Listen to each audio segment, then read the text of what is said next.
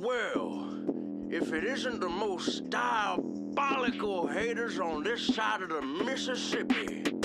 I'm a professional hater, hatred innovator. If you are annoying, then you probably are in danger. I ain't even trying, guess that shit's just in my nature. If I do not like you, keep a lawyer on retainer. Swear to God that I'm a hater, certified complainer. Ain't nobody safe, it could be family or a stranger. You could be my doctor or my barber or my neighbor. Ain't nobody greater, I'm a professional hater. I don't give a fuck who you are, I will hate you for sport. If you're a grown male Swiftie, I will take you to court. If you own a pair of Sperry's, I will jump off the porch. You're the type of person everyone would like to ignore. If you trauma dump to strangers at a bar, you should stop it. I don't care that you got gaslit by your boyfriend, you should drop it. Oh, you got a Magnum condom peeking outside of your pocket. Wow, that's cool, I wanna vomit. Hope they strap you to a rocket. If you bring up your degree or your fucking NFTs, I will tie you to a chair and I will shoot you in the knees. Cryptocurrency is gay, please don't bring it up to me. I'll lock you in a cage and I will fill it up with bees. I promise not a single person cares how much you bet. I hope we go to war with Russia and you die inside a trench. And if you name drop a celebrity and act like it's your friend, we'll reenact the scene from Dodgeball where they practice with a wrench. Professional hater, hatred innovator. If you are annoying, then you probably are in danger. I ain't even trying, guess that shit's just in my nature. If I do not like you, keep a lawyer on retainer. Swear to God that I'm a hater, certified complainer. Ain't nobody safe, it could be family or a stranger. You could be my doctor or my barber or my neighbor. Ain't nobody greater, I'm a professional hater. I'm not done! I hate frat guys too, y'all a bunch of fucking losers and you paid to have a crew. You all dress like fucking pussies and you talk like you eat glue. And if you're mad that I just said that, then that shit applies to you. I don't like it when somebody says they think Bert Kreischer's funny. If you think that the machine story is true, then you're a dummy. Probably still believe in Santa and the fucking Easter bunny. Hey Bert, put on a shirt, I'm fucking tired of your tummy. Why the fuck do you got a dog on a plane with you? I'm about to old yeller that bitch and I ain't playing with you. If you bring a baby on this plane, I got the same issue. If this whole crashes, I ain't even gonna pray with you. If you a grown adult and go to Disney twice a year, I hope you never fall in love and live a life that's full of fear. And if you chew with your mouth wide open and I'm remotely near, I'm gonna hit you with my car and say I thought you were a deer. Professional hater, hatred innovator. If you are annoying, then you probably are in danger. I ain't even trying, guess that shit's just in my nature. If I do not like you, keep a lawyer on retainer. Swear to God that I'm a hater, certified complainer. Ain't nobody safe, it could be family or a stranger. You could be my doctor or my barber or my neighbor. Ain't nobody greater, I'm a professional hater.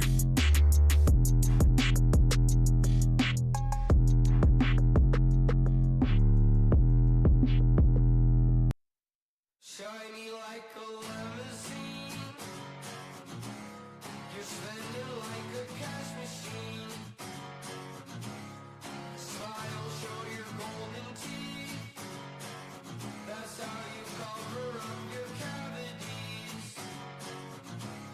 You're glowing like a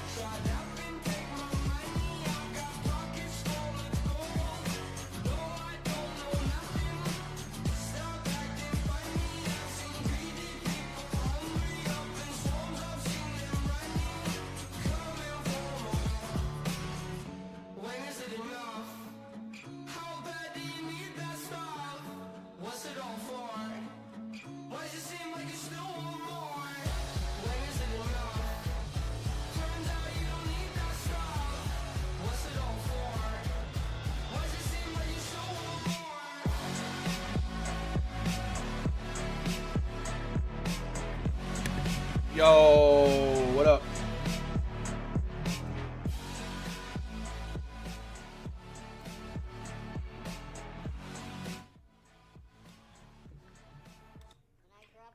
Whoa.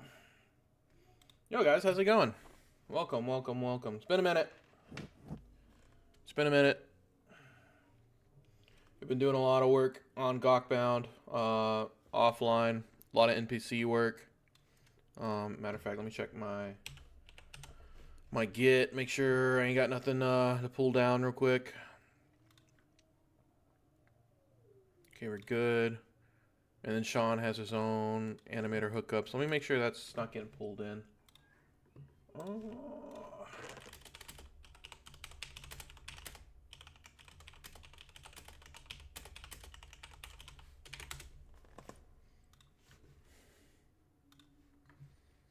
Saw, dude. Digibite, what's up, man? How you doing?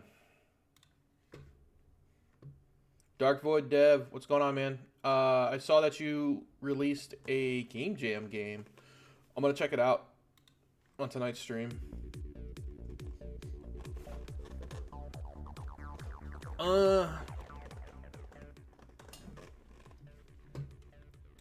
Planet Chip cookie clicker game, huh? Cookie Jam?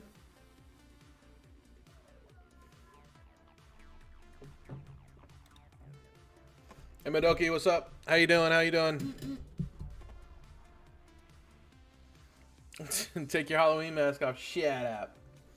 Shut up. Repo has a free weekend if you don't have it. Before stream started, I was on Repo with my son. I'm just finishing up my D&D game. Gonna try to grind some work. Alright, I'm gonna pull it now. No homo.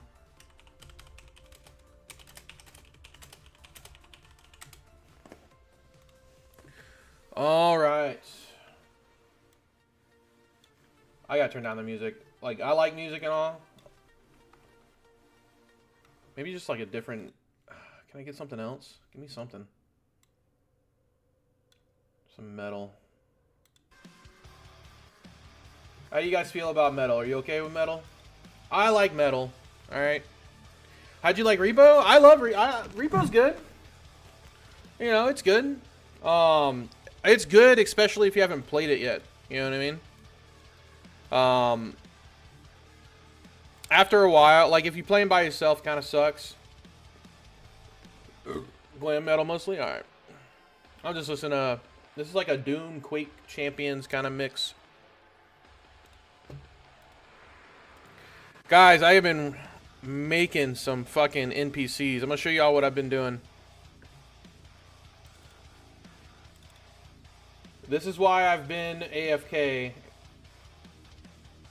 While I like streaming and talking to you guys, sometimes it's very distracting. And whenever I lock in, I need to lock in sometimes, you know what I mean? So, apologies. And I said I was going to stream yesterday. I forgot yesterday was Halloween, so I spent some time with the family. I've been making sprite sheets, dude. So, I got about 20 characters. I'm missing one here. But all these are like characters that are inside the game. Up, down, left, and right. There are some missing ones. Let me see. There are some missing ones. I don't know. Which ones are missing? The nurse. Either way, I was doing a shit ton of like...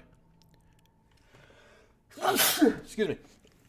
Oh my god. I was doing a shit ton of artwork. Alright, so I had to lock in for a little bit, guys.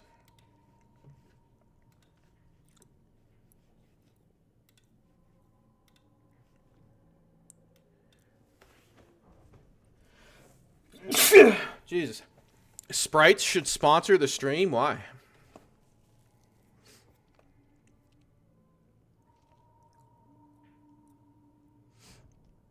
Yeah, some games the multiplayer is vital. Yeah. It's a lot better with friends. A lot of games are like that. A lot of these friend slop games. Oh, because you make so many sprites. I'm a retard. Repo, Lethal Company. Schedule 1's good by itself. Like, I like Schedule 1 a lot. Damn, what else? Liar's Bar. Bro, Liar's Bar. That's a good one. If you guys haven't played that one, this is super fun. It's like a card game. Dice game. But, you know, you're trying to suss out your friends, basically, and then, like, it's like Russian roulette. It's like Russian roulette, but with, like, cards and shit, so. This one's good. Peak. Yeah, Peak is good, but, yeah, definitely need friends to play with. I'm not going to lie, it got stale to me after a little bit. It did get stale to me. Did I pull this in? Okay, push origin.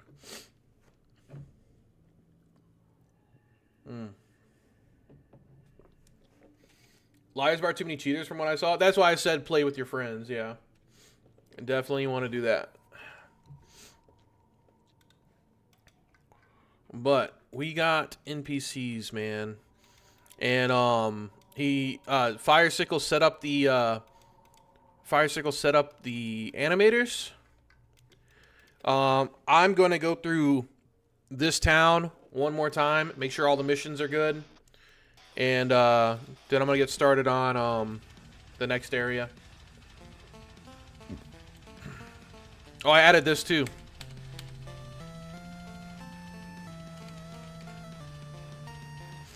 Actually, that needs to be adjusted a little bit. It's like a little script that kind of like pushes you back if you haven't completed all the missions.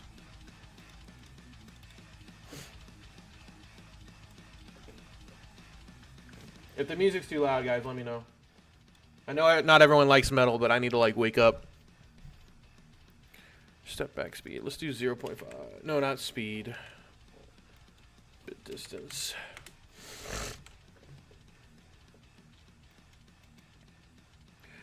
Peak adding a new biome this week. Yeah. I only got to the I got to the snow level.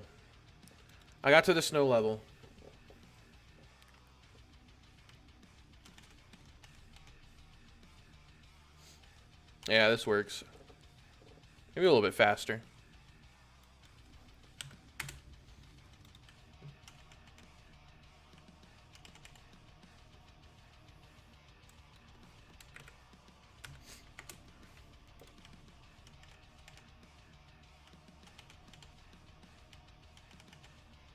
That works. 2 and 3. Okay.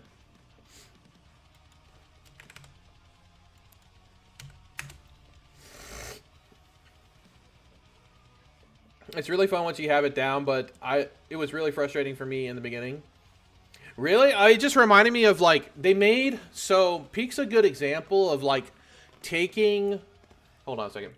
Peak's a good example of taking, a game mechanic that wasn't, like, the main focus of the game, and then made it the main focus of the game, pretty much.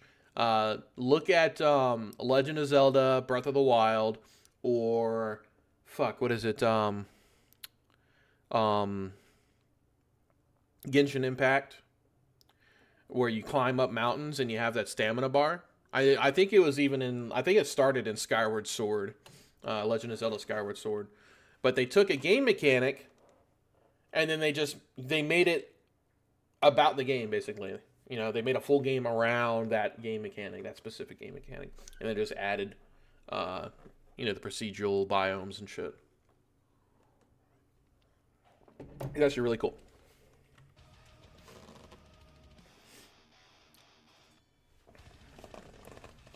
I'm going to make a game once I get my channel set up. I just need a tip jar and some furry animals. I have 45 years of gaming experience. My father had Donkey Kong on the Atari, and I'm second generation gamer. Hell yeah. Don't forget the shock collar. Only with the wife at weekends. Oh, I saw some new mold content. I actually have it pulled up. There's an actual breakdown. So I watched a few minutes of it. I was like, maybe I should watch this on stream. It's an hour 33. But somebody else made an actual... It looks like that's his whole fucking... whole thing about his channel is like the design of video games. So I'm interested to see what he thinks about it.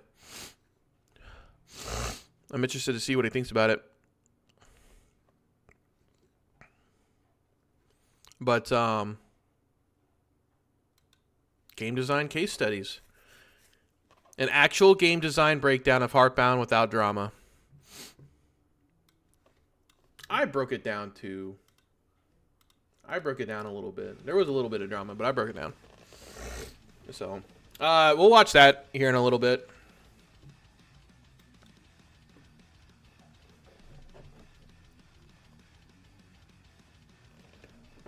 What about a mission where you rescue puppies from Hassan? I don't even have a Hassan mission in here. And I probably should. It's like, what, EHD lore? I don't have Ethan in here, and I don't have Hassan. Destiny's in here, so you'd think I could do that. I think the main reason Destiny's in here is just like Zero Life drew Destiny up. I'm sure he would have done Hassan or Ethan before. But Chud was like, Chud's probably got a more close relationship with Destiny just because he came from that community, right? Puppy Pound.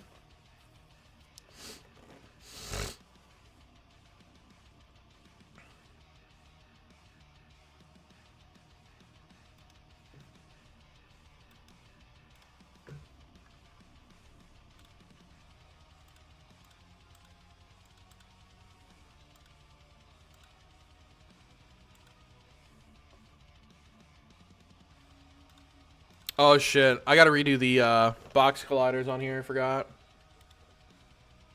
Yeah, I gotta redo the box colliders.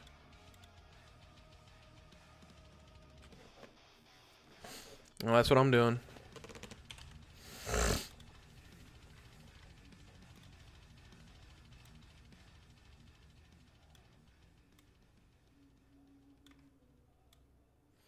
Hey, you guys like Nick DiOrio's Office?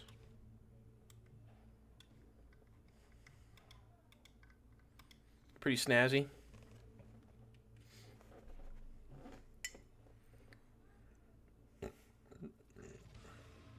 Need a pupper like Heartbound, but more insulting. That'd be funny. No idea who that is. That's why I'm saying this game's very targeted, man. I'm not gonna lie. I'm tired of working on it. I'm so ready to be done with this game. I'm gonna finish it. It'll be finished, all right. But I'm so ready to get to getting. You know what I mean?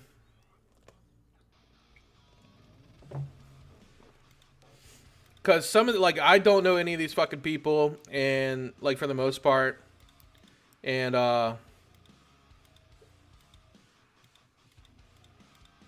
yeah.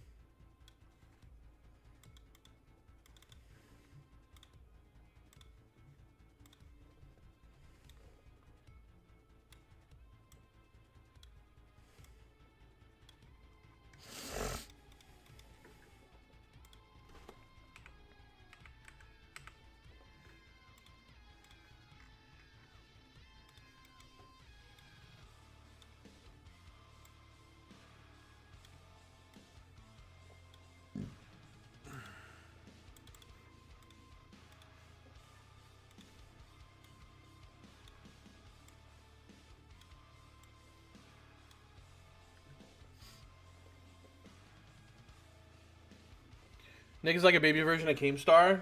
I mean, he does commentary as well. Like, all these people do commentary and shit. So. That's why you tell people you're working on a cult classic. Get it in the grift, man. Yeah. Start a Patreon up too. Or not a Patreon. I have a Patreon. What's the fucking Kickstarter?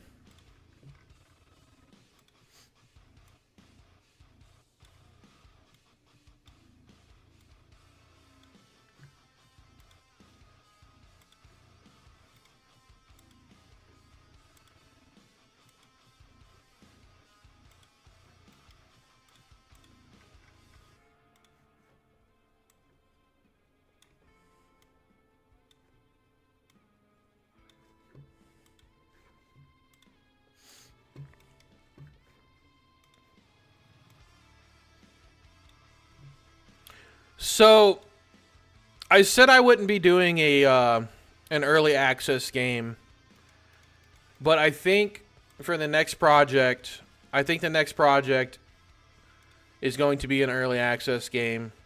I feel like I have a decent track record of creating and releasing things, and I think I'd be able to take on that challenge. But also, it'd be good for like multiplayer and shit. Like, I mean, I could release it and like have like a free testing thing, but I don't know. What do you guys think? Early access, L or W? Is that an L? And be honest, don't just because I'm fucking sitting here and you be a dick, you know what I mean? Be honest if you're against it. Above ground, interior walls.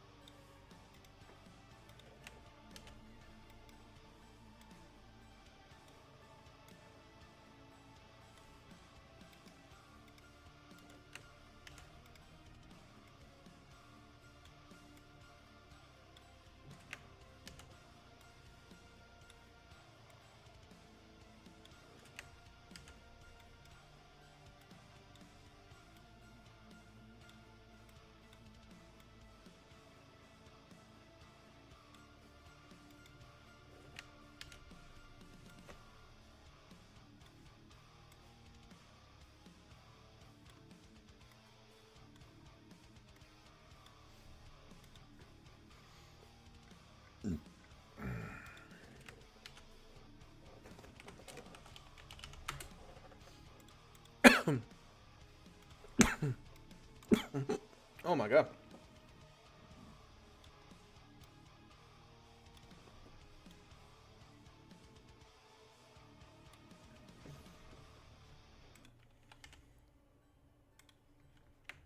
Okay.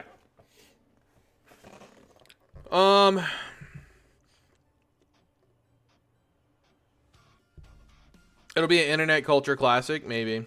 I recall we have to make a pinball game as a side hustle. Oh, for your company? Seriously, make a Hassan part, do a standalone demo, and send a free download to JJD Vance and profit. I keep double tapping J. Rug pulls are meta. Rug pulls are meta. Not always a fan of early access, but it makes sense for some games. Just recently, it's been abused. Do it right, and it'll be fine. Jokes aside, it's a good way to make something and see if people are fucking with it or not. Also, free bug testers. That was my main thing, is like free bug testing. But I'm pretty sure you can release a game. Like, you can have a free multiplayer test, right? You can have a free multiplayer test demo.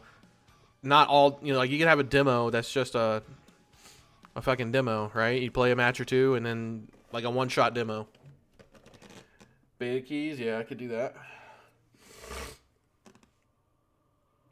A pinball Space Cadet. That used to come stock on like computers, right? I think I had it on my old Gateway.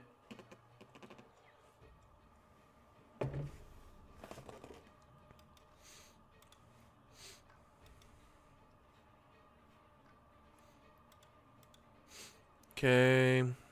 Everyone's got one. Cool. Diorio. Why aren't you behind your fucking desk, mate? Alright.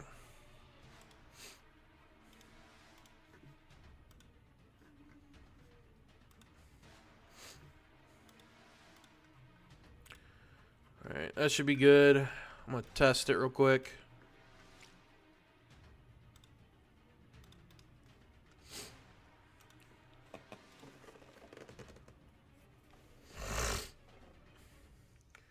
Hey! Uh-oh. Okay, we gotta fix that. Okay. Okay.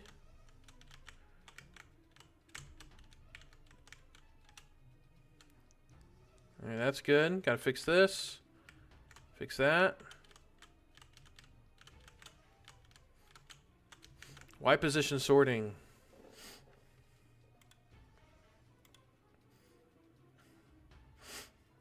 JoJo's Bizarre Cookie Adventure. Sorry, I didn't know you were on stream. No worries. Oh, you've been messaging me. Sorry.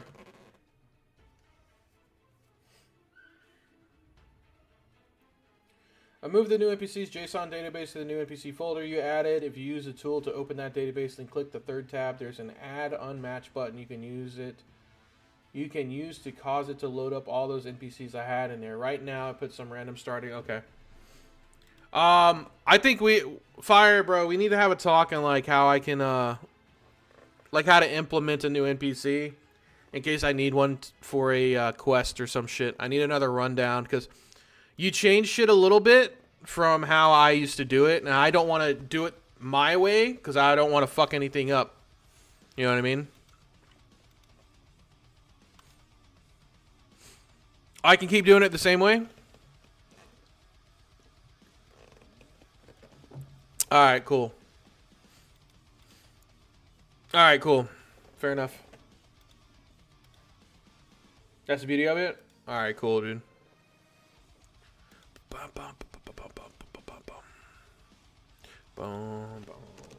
Y position sorting.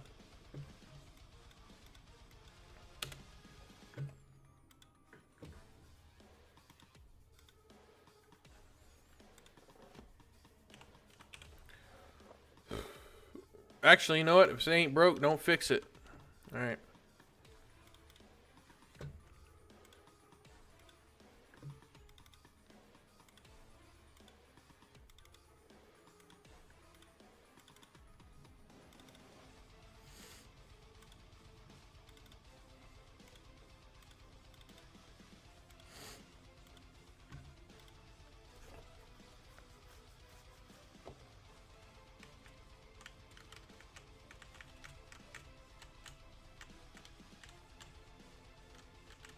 Alright, we are good. We are good. We are good.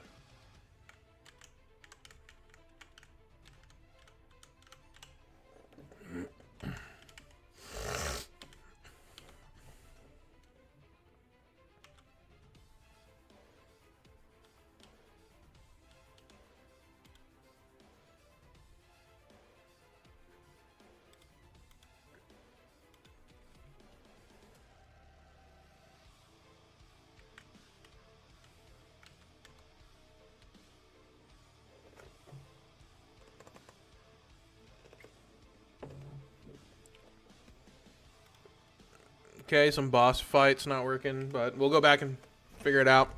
Question. I like inches and feet for height, but should I use IBS or kg for weight?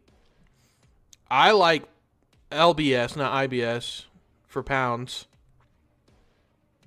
Because I'm American and kilograms don't make no damn sense.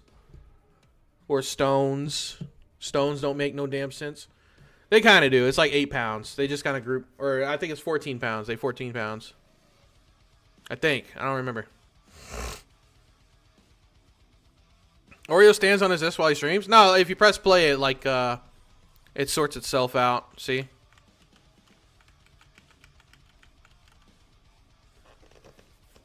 We got Manshi on the stripper pole.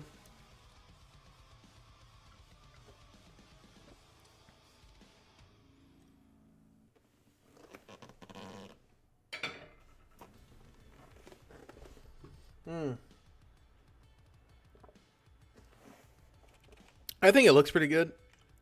I think it looks pretty good. I'm gonna set up the teleporter and then yeah.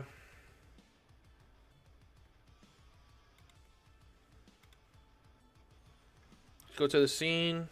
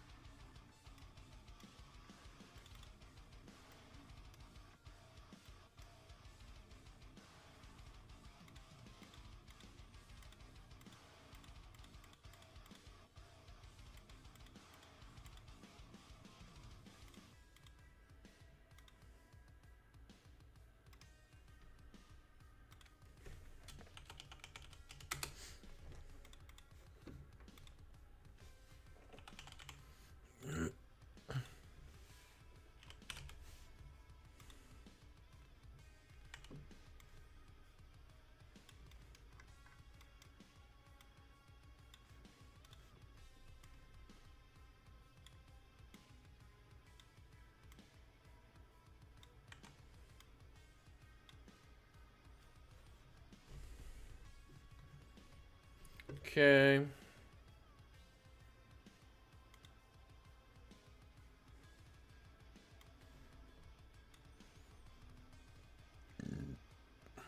Oh, I forgot to add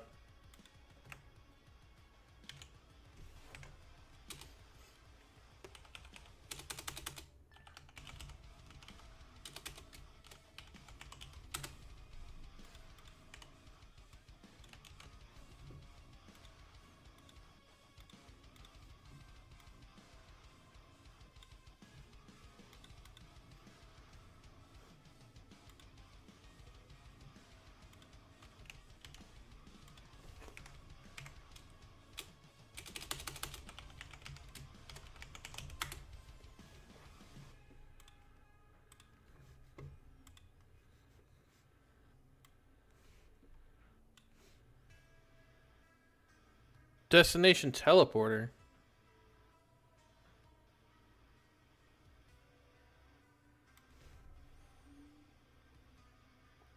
Oh. Had him backwards.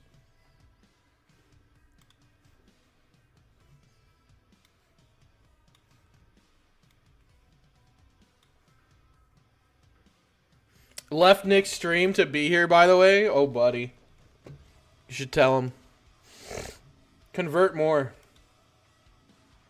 No, Nick Diorio. Nick Fuentes. That's funny.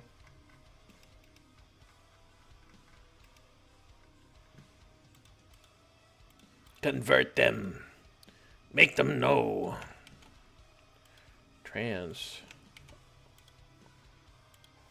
Transpawn. Remove. Alright, that should work now. Let's see.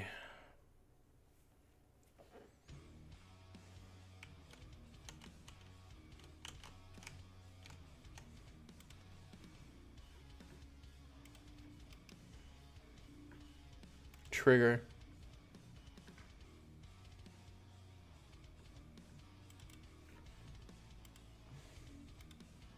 Does Fuentes stream or just do regular videos? Oh, I don't know. Not a clue.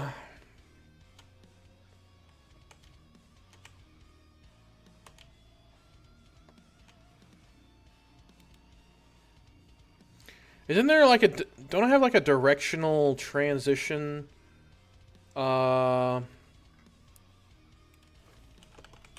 Transition.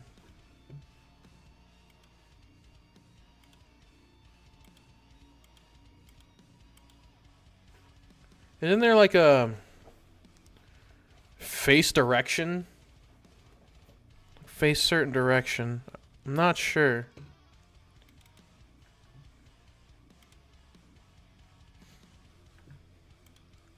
Transitions. Sewer slide transition. Leave area. There's not. Alright, maybe I work on that too. That should be fairly simple, actually. I can just set a bool to like change the fucking... Now that it's active, like I can change the player's look direction or last dir. He streams on Kick. Yo, what do you guys think about multi-streaming? Like, I don't know. Maybe I like I don't think I'm like, I don't know if I could like fucking do it because I'm not large enough. I'm not large.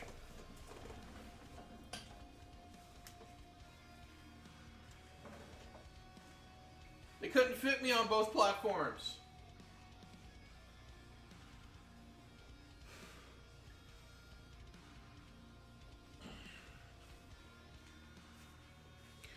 Alright, let's run through this fucking cutscene. Managers, cutscene manager. I'm gonna run through. This is what I'm gonna do, guys. I'm gonna run through. I'm gonna set up. I'm gonna make sure all of these missions are set up right. Add some extra cutscenes if needed. And then I'm gonna go through this area and finish up the cutscenes for this one so that we can make it through to Sim City. And in this area, we'll have the complete stamp. And that's all we're doing right now. We're filling the world in with NPCs and then going section by section and putting in dialogue, which Firestickle's been like annihilating dialogue, guys. He's been like destroying it. And then I'm gonna go through and like set up all the missions and shit. And it's gonna be good. It's gonna be good.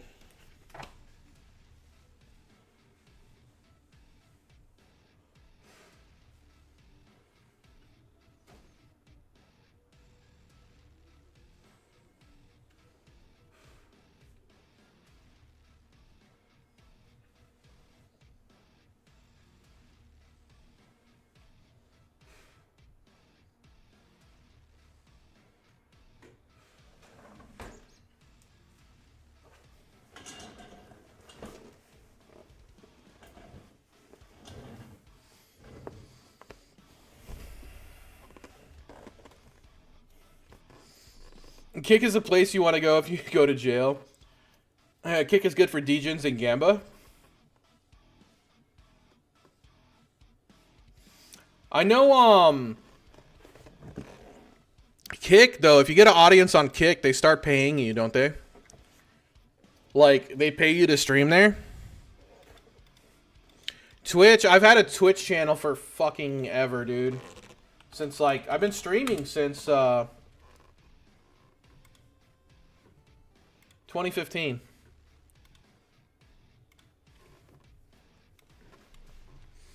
I've been streaming since like 2015.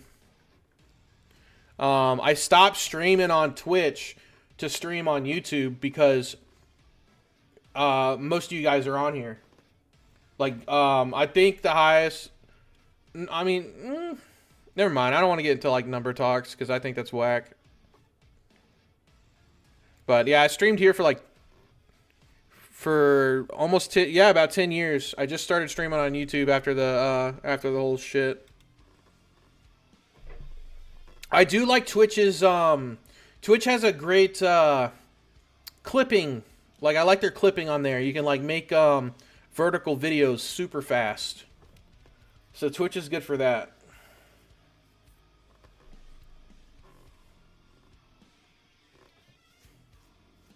Twitch recommends more? No, YouTube definitely recommends more. Oh, other than Kick, okay. You picked up more people from Twitch? Interesting. Twitch is amazing to feed YouTube with? Yeah. You have like a minute, like 100 subs. They'll use AI to determine if you engage with the audience enough. Who? You have to have like a min 100 subs and they use AI to determine if you engage with your audience enough. Is that Twitch? If you play a niche or popular game. Oh, Kick does? Okay. If you play a niche or popular game, I get more viewers. But if some retro game no one cares, forget it. Yeah. I think the most I had was when Dragon Ball Z Fighters, the beta came out, and I was doing like a giveaway. I gave away Funko Pops signed by Sean Schimmel and Christopher Sabat, the voices of Goku and Vegeta.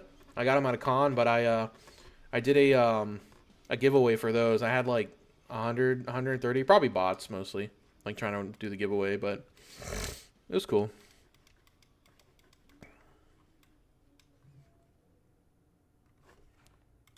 God, man, that was so long ago.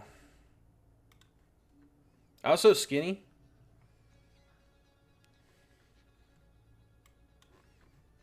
Because I started while I was in the army, because I didn't have anyone at my my house, because like my family wasn't up there.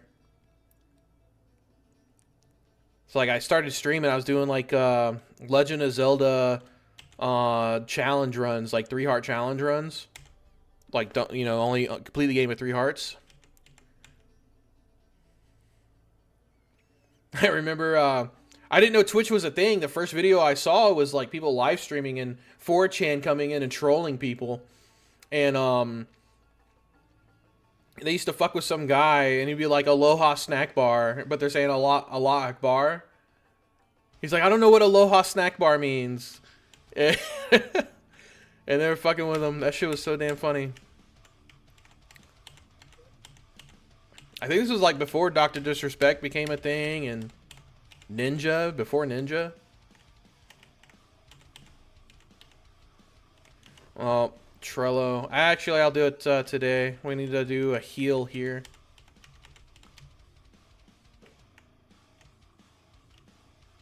Oh, that's not good.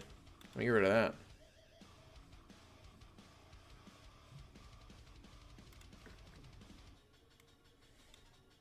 Party members. Active party members. Okay.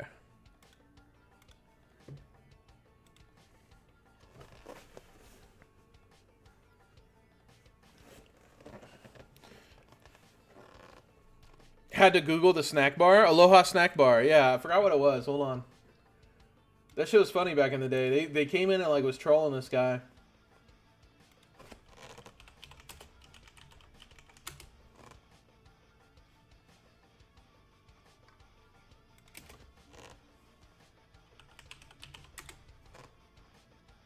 There's some, yeah, M60 for justice.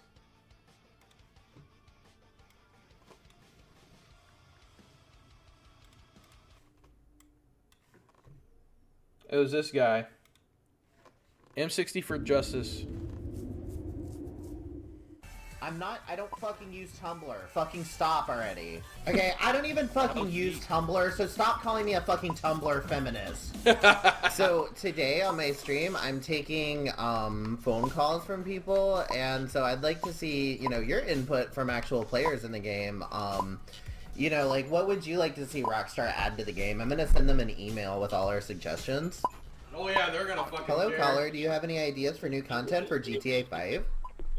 Well, I think they should bring in Frank! Bring in Frank!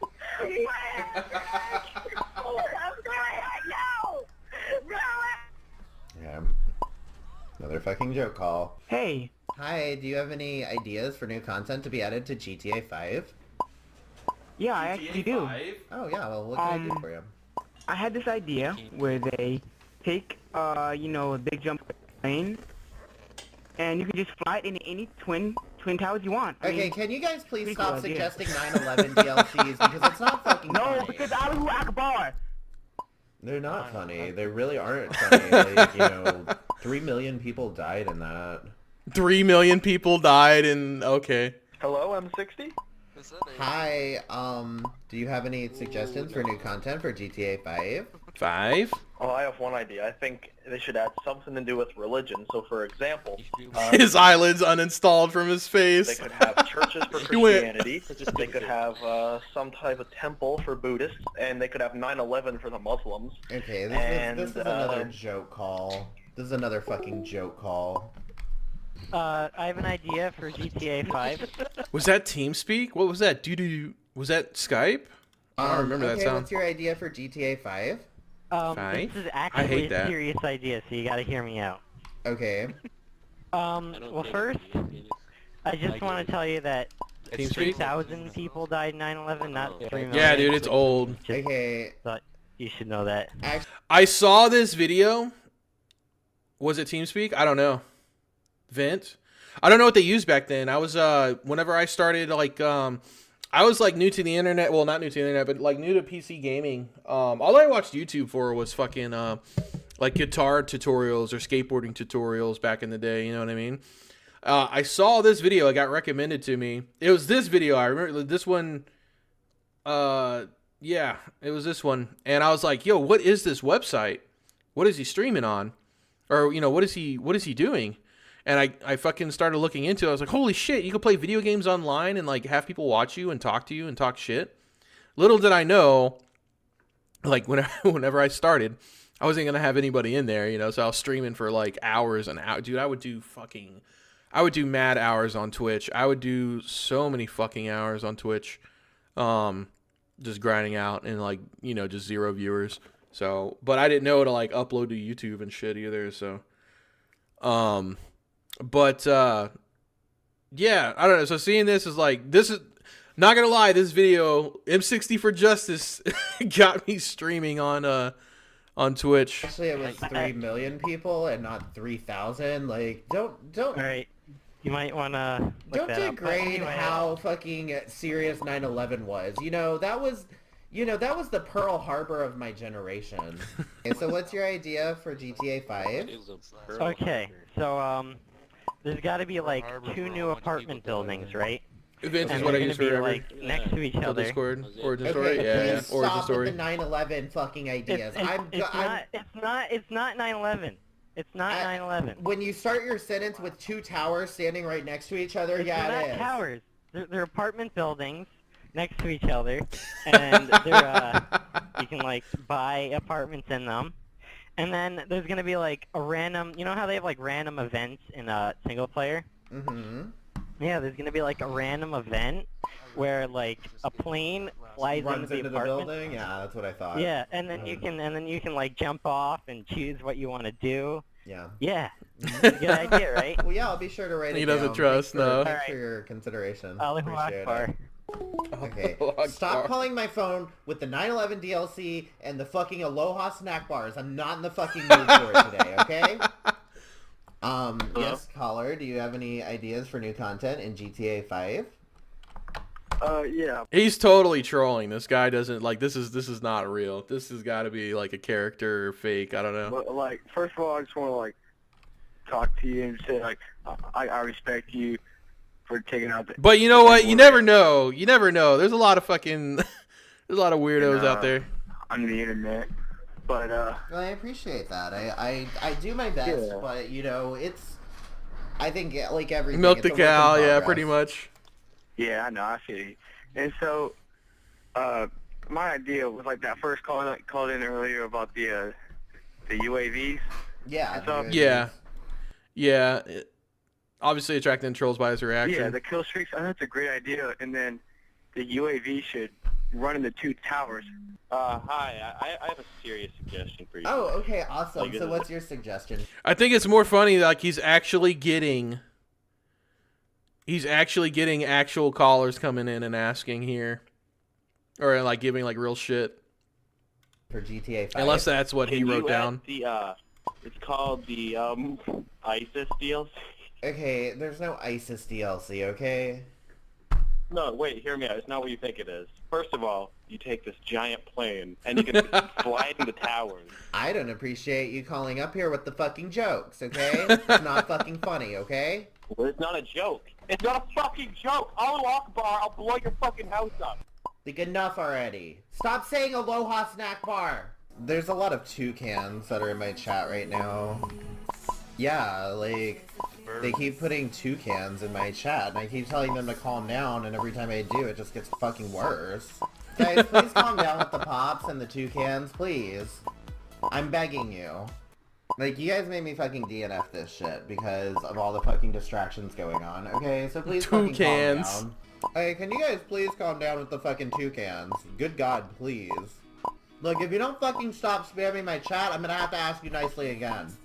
Guys, please calm down with the I'm gonna have to fucking ask you toucans nicely already. again. No, my name's not fucking Jessica. God damn it. I've got terrorists that are in here that are, like, abusing the system right now. They're terrorists. Someone suggested a Ron Paul DLC. A Glory Hole DLC. Adding video game consoles to the game, which includes a RuneScape. Good feedback from their Good feedback. customers, I think. Aloha snack bar, guys. 2 cans, 2 towers. That's so funny. I just got that. Thank you. The 2 tower reference, isn't it? I'm guessing now. Lord of the Rings Akbar edition. Jesus. That shit was funny. So yeah, that video. Oh, there was also like a Jesus call-in center that someone did on Twitch, and it was so fucking funny, dude. Oh my god. Let me see if I can find it.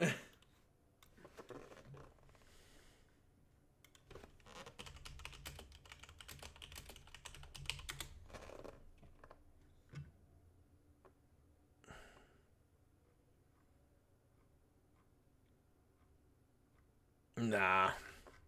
Yo, the fucking Imaru Miskiff drama, bro. That shit's been crazy. I've been watching it. It's pretty nutty. There's a lot to fucking catch up on. It's like obviously like the hot drama right now. Everyone's fucking gobbling it up, right? Give me a second. I really got to piss, man. This beer's coming to get me. I'll be back.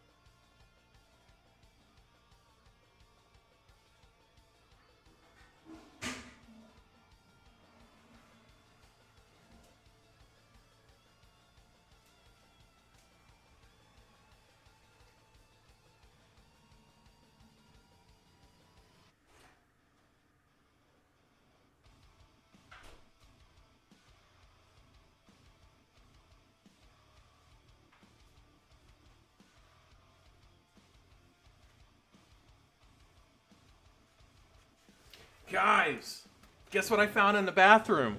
Another beer. Ow, I cut my hand on that.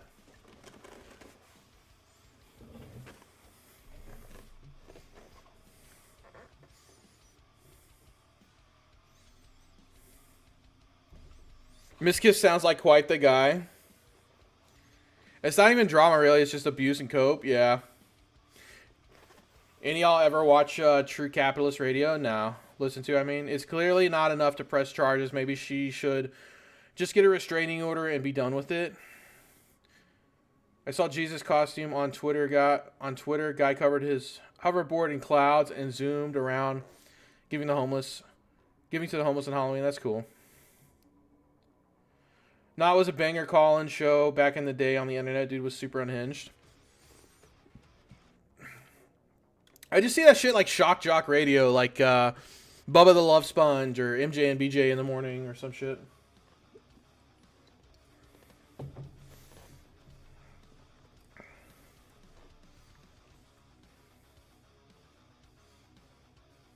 Crank calls, yeah.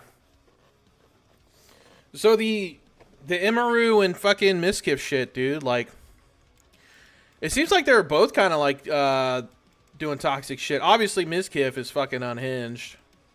Miskiff is really unhinged, but it seemed like it was like a what is it? Codependent shit. I thought she was a lesbo. I didn't know, like, I thought she was a lesbian.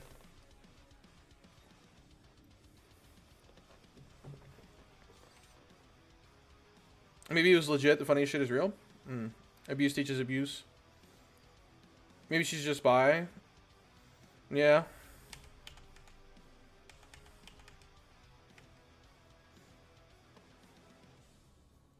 I didn't even know who either were until this TwitchCon thing.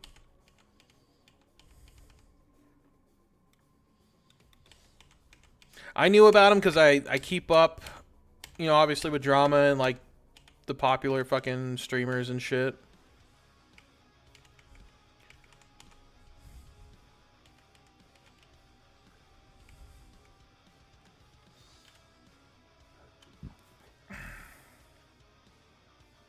Saw Emmer one or two times on an Asmongold react to some popular game where you climb up stuff.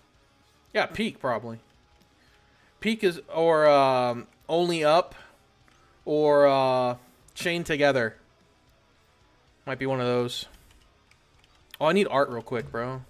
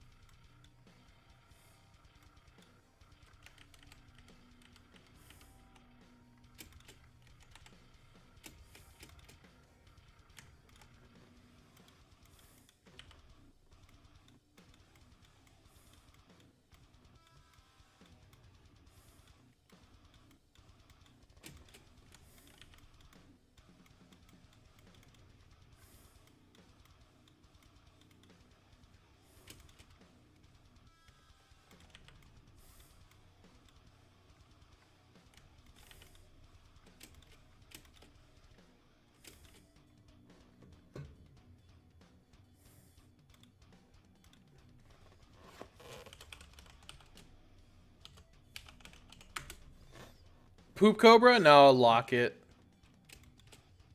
Maybe I should do it different.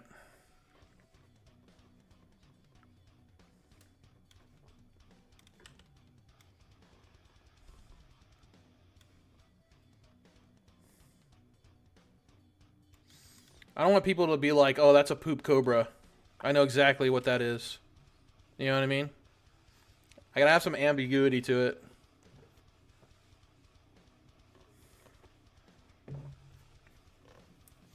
If you need a mental cleanser, I dropped a Pupper Race and React videos. Alright.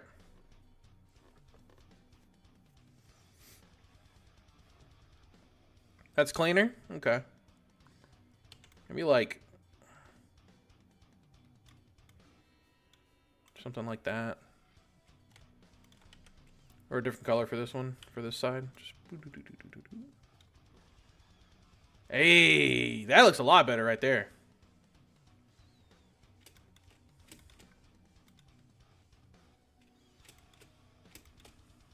Faux show. Faux cheesy.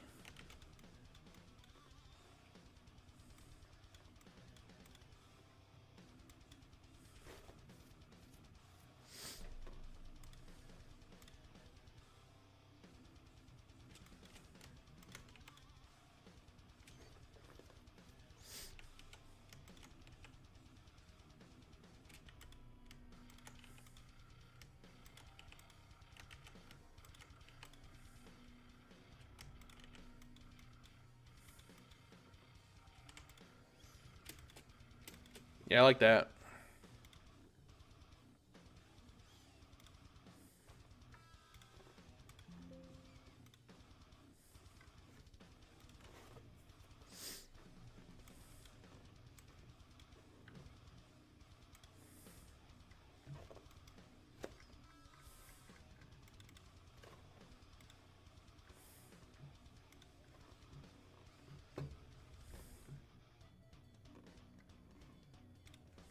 I forgot what I was talking about, guys.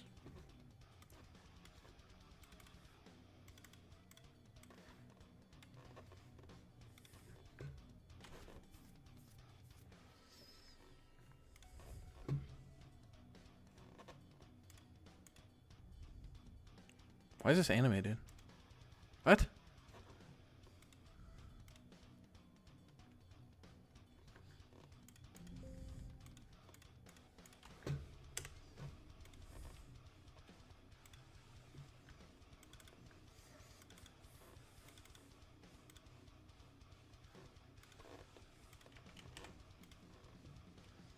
Sumo wrestling, actually? Shut up.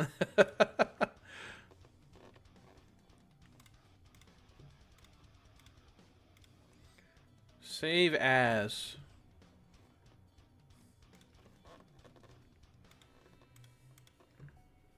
PNG.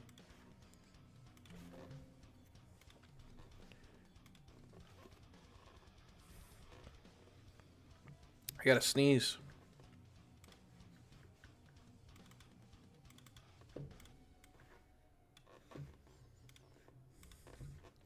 It's still coming in as animated sprite. Why? I don't have... What? Alright.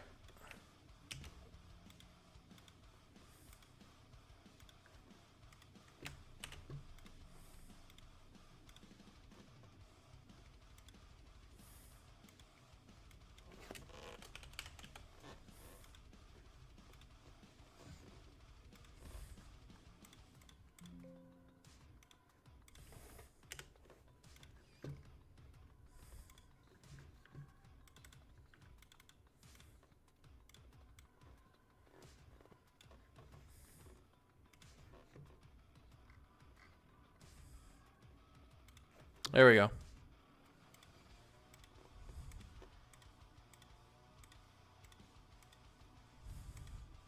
Okay. Something about Imaru, but it was mostly done. Okay. Who was the video about Heartbound with the drama? I forgot the channel name. Oh, we're gonna watch it soon. It's Design Frame. Design Frame. I'm gonna do a little bit more work on Gawkbound, and then we'll check it out. We'll check it out.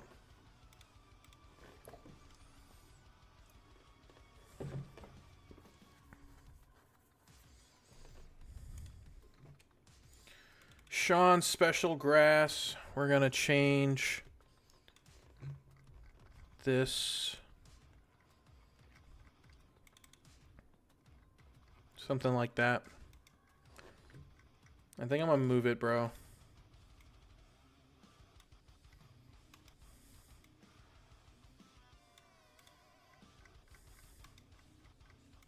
At least for now. I'm gonna move it for now.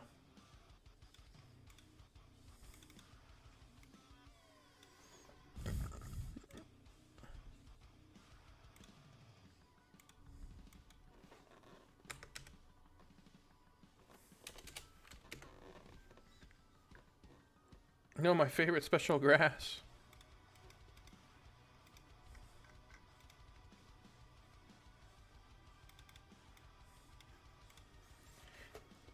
Keldoge, I see you've been watching my boy M60. How the fuck do you know that? What's up, dude?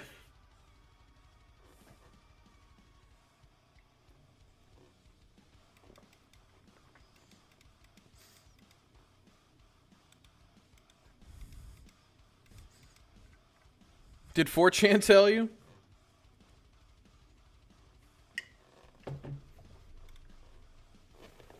That's kind of crazy. Did it like pop up on a thumbnail or something?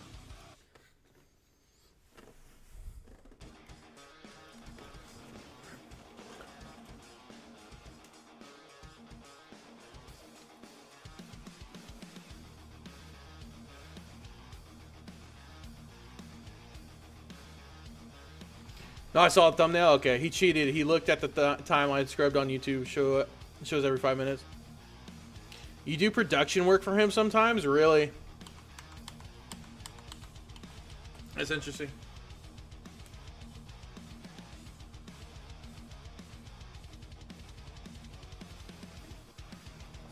I was talking about back in the day, whenever I that was like the first Twitch video I ever saw.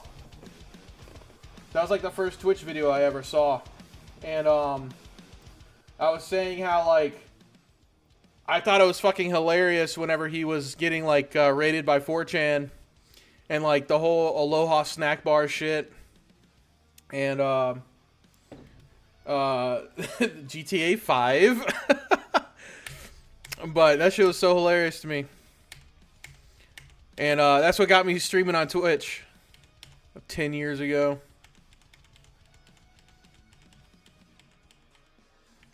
M60 inspired me to stream on Twitch. That's funny. Streamer gang, Squid, shut up. What up, Squid? How you doing, man? Are the GNR boys live tonight? Fucking sleeping. They're sleeping? Finally. Not bad? Alright. I don't usually see you unless they're streaming, so.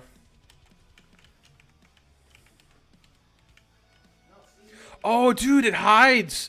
Bro. I kind of like that. Yo. I can move that back. I can move that back over here. That's fire. Unintended bug. But that's that is exactly what you said you thought it should do. Well, no, I was thinking of like having it half covered up. Like you would see a little bit of it. But having it like you step on it and it shows it, that's fucking dope. I like that a lot. So I'm going to move that. We're going to have to watch the cutscene again, but I like that.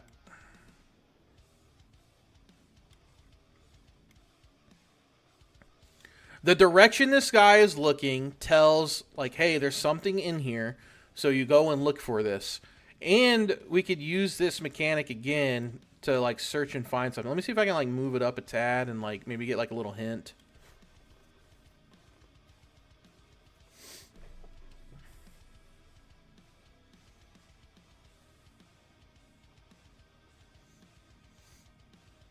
I wish 4chan wasn't dead because regular callers aren't as funny. Does I mean, does the farms do shit like that? I'm new to the farms, but I feel like that'd be like up their alley, maybe. Need to share that video with my British buddy always throwing 9/11 jokes at me. Yeah. I think that looks... Yeah, the grass is an unintended feature. So, I think I can scrub this timeline. Let me scrub this.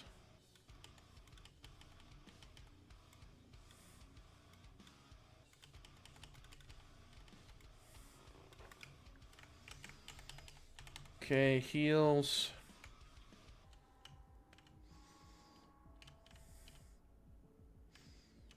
Oh, what? Oh, it's after the first step.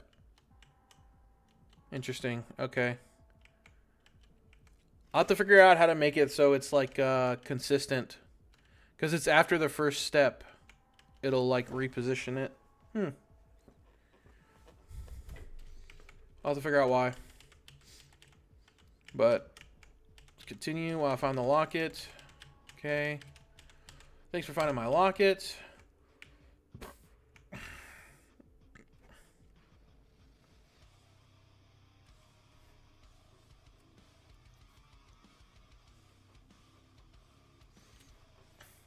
4chan Def isn't dead. It's just not anonymous anymore. They have mixed views on M60 depending on how much they agree with his commentary channel. I haven't. Oh, his commentary channel is worser of the internet. I haven't watched his commentary shit. Bald dude is looking like Krillin. That's DK.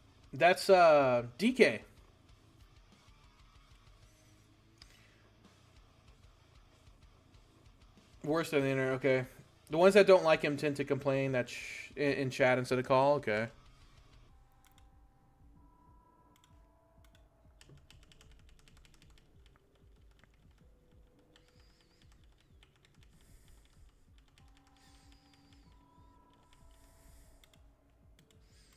We'll knock this dude out.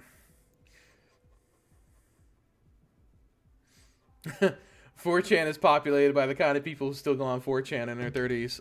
I never went on there as a young man. I didn't know it was a thing, so I literally only use YouTube for like I said, guitar tutorials and skateboarding tutorials, shit like the music. I listen to music on YouTube. That's pretty much it. Smosh, I guess. I watched a bit of Smosh back in the day.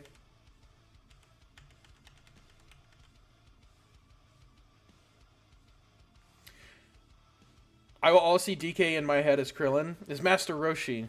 Master Roshi. 4chan probably seems more dead to me because I want to open it up and be 2009 again. Went on 4chan when I was a teenage and it traumatized me, really. The creative output is long gone. You guys are remembering a different 4chan than I am. You know the first thing I saw on 4chan? Did you go on 4chan, babe? You did? Yeah. You were frequent? No. No? It startled me. It startled you? Yeah, it sure did. What was it? The first thing I saw was fan art of Professor Utonium with his dick out, shish kebabbing the Powerpuff Girls. Jesus Christ. That's the first thing I saw on 4chan. Jesus. I was like, what's that? That's crazy. My friend's like, oh, that's nothing. That's nothing. I was like, that's nothing. It's just saved on my That's computer. something. Just nothing. It's just saved on my computer. Don't worry about that. Oh, that little thing? Don't worry about that.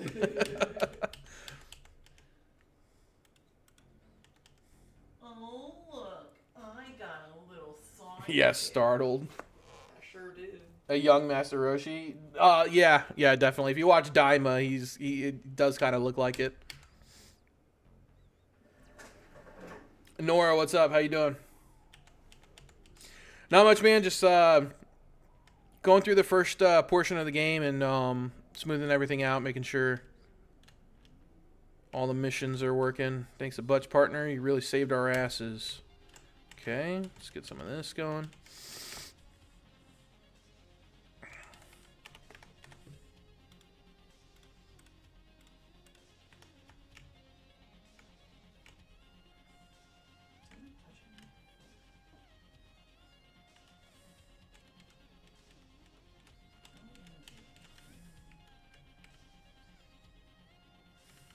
Well, the government knows I saw that on the internet. That's no problem.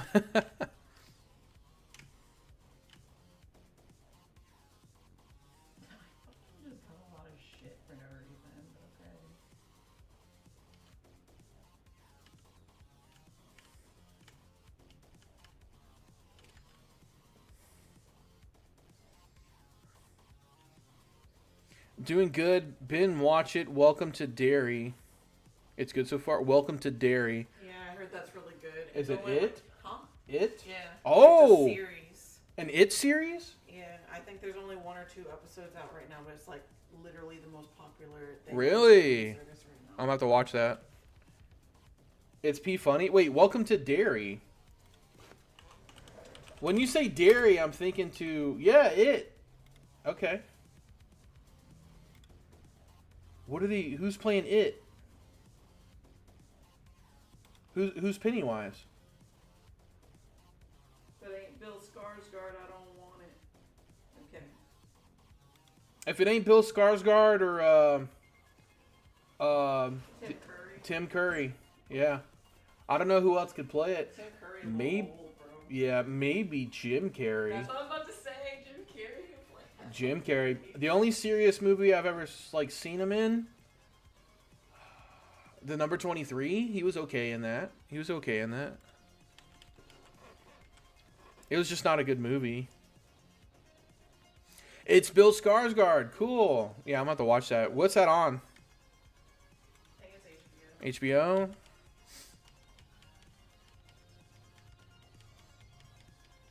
Definitely gonna check that out.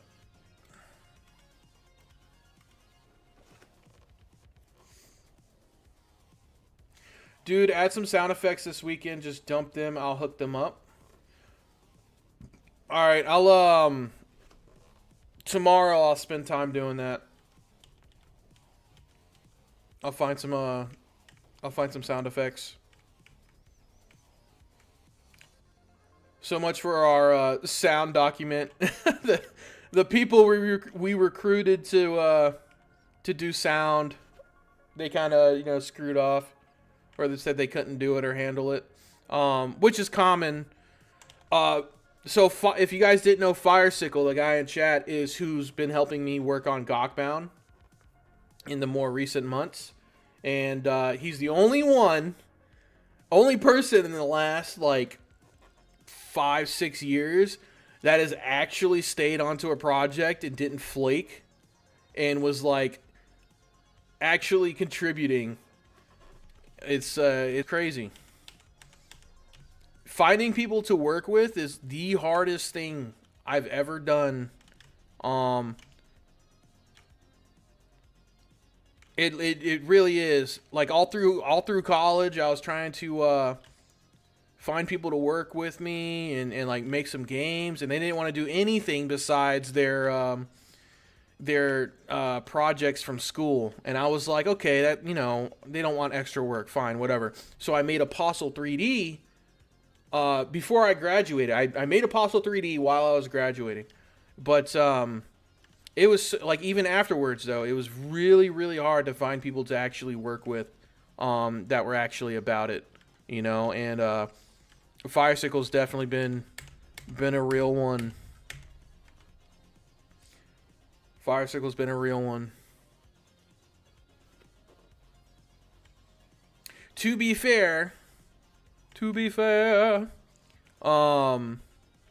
working for free is not as, unless you derive a pleasure from working on shit like this or working on game dev.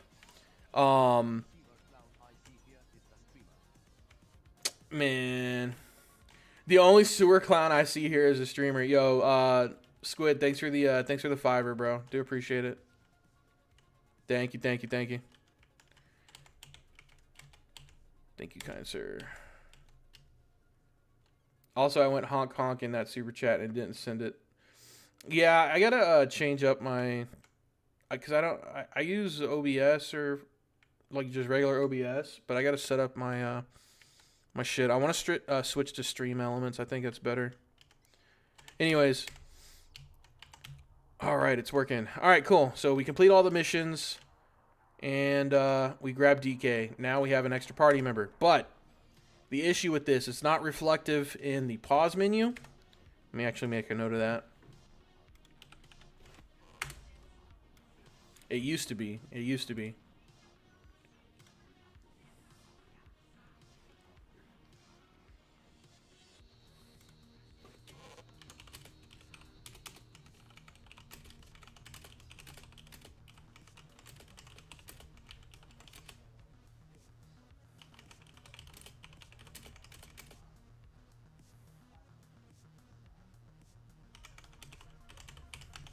I believe he works as battle, though. He's definitely in the battle. He's definitely in the battle manager.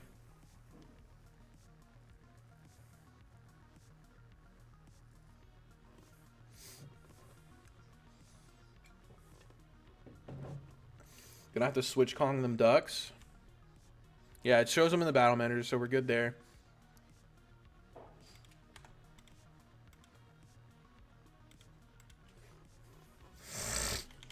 I made the vape. Give me a second.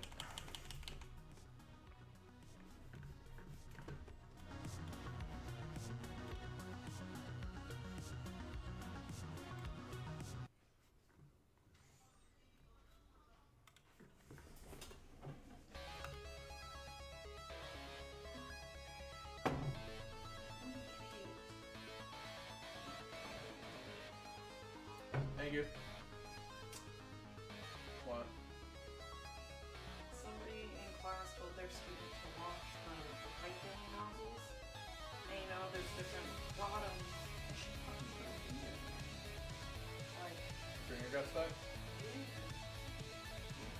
What pipe?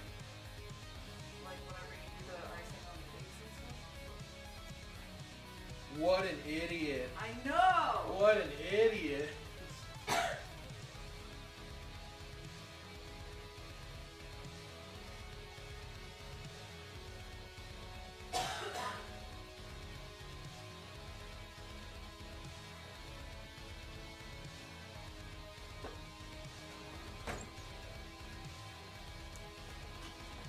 Okay. Alright, so DK is not reflective in the pause menu.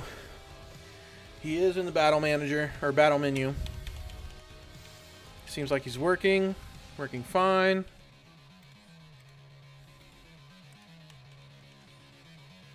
Taking damage.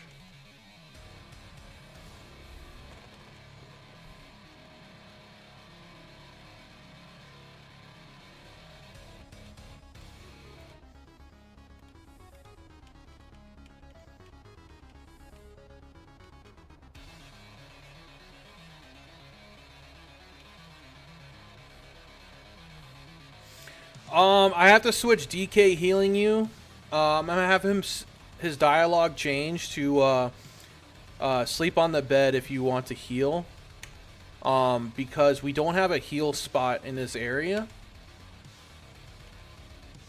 And once you grab DK, the heal spot will be removed. And there's no heal spot until you get to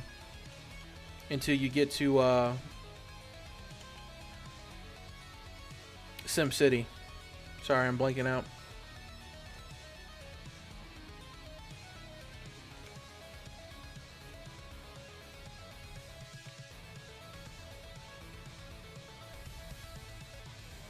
Alright, here. We walk to this guy. He's like, hey, sorry, the gate's closed, the rope's broke. Go find me some rope, and you can get it open for you.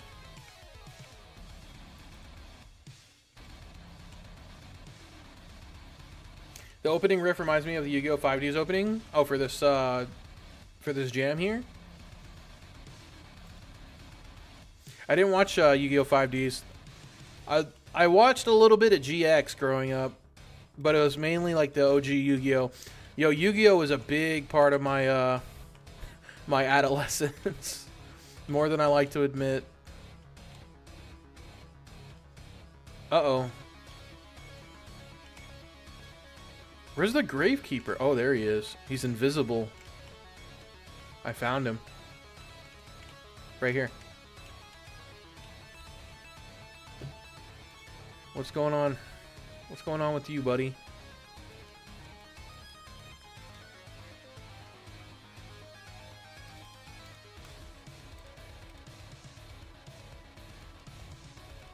Above ground.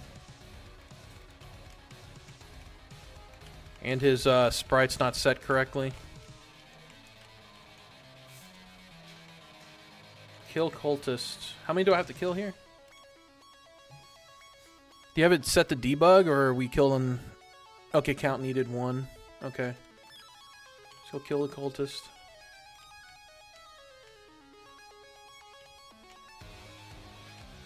Spawn rates are kind of slow in here. Obviously, you know, we adjust that as needed. I'm not saying they should swarm you or anything, but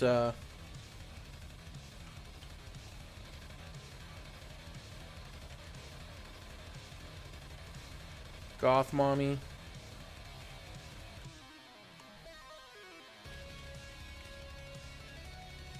I didn't set the Gravekeeper art, I guess. No worries. Goth Mommy. Bro, I got pissed again, dude.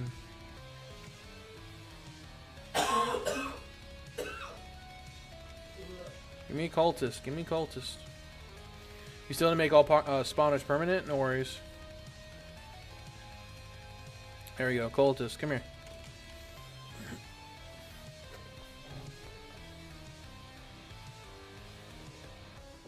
Ever check out what the English fans called Yu-Gi-Oh! Season 0? It's fun. What do they call it?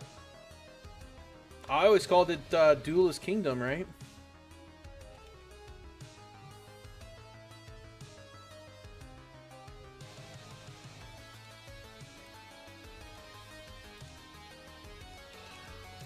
Oh, I'm not sure if you have it. Arrow indicator for Battle Manager. And select arrow indicator and select enemy prompt. Battle Manager. We talked about it, but I said I was going to handle Battle Manager shit moving forward. Yu-Gi-Oh! Without cards?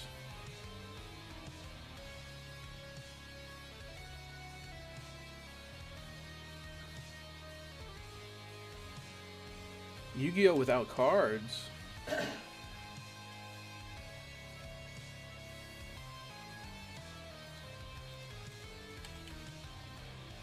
Duel Monsters. No, Season 0 is an anime made by a different studio. It was based off the pre-card game manga chapters. I think I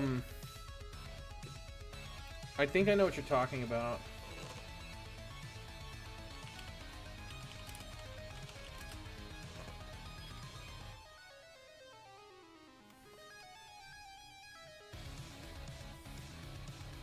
It was like more grim and like had more fights and shit, right? Yeah, Kaiba had green hair.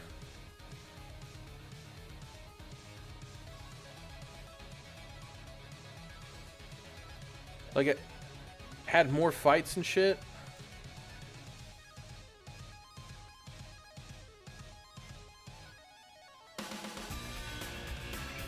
Yu-Gi-Oh! Oh, classic anime walk. I summon Dark Magician to Special Beam Cannon your fucking monster. Special Beam Cannon!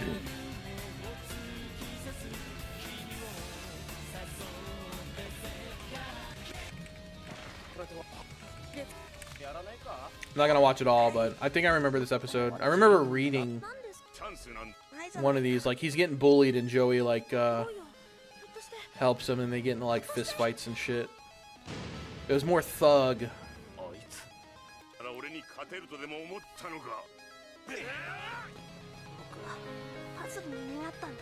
They really pummeled me. Oh shit.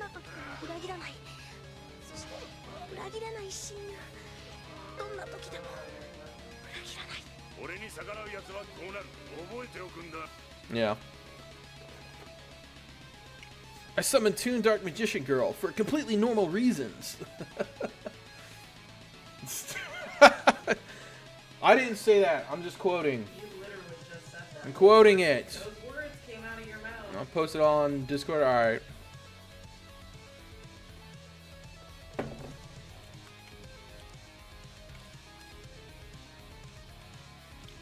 I did kill a cultist. I don't think he's set up right.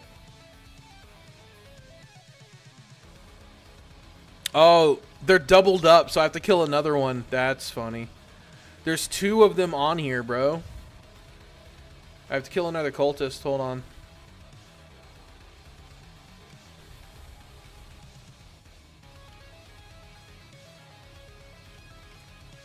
Come here, bitch.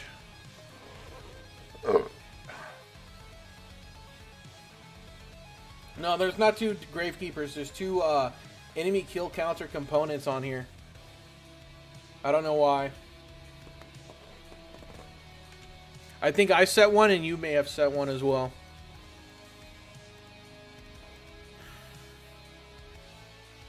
Yugi has to last get several of his ribs broken after the beating he took on manga. Yeah.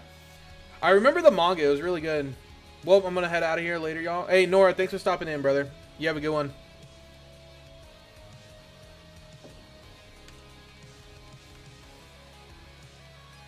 I still start up fucking, I'll watch Yu-Gi-Oh, dude, as a grown adult. I don't care.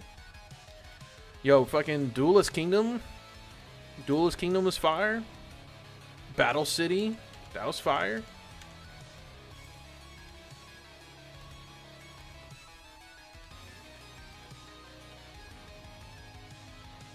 It's just funny, like, rewatching it. Like, how corny shit is. Because, like, as a kid, you're like, yeah, this is the best. And then as an adult, you're like, oh, my God, I can't believe I like this. But, like, it's still good. It's just, like, you know, the dialogue's kind of cringy. Definitely better as a, Okay, this ain't working. Interesting, okay.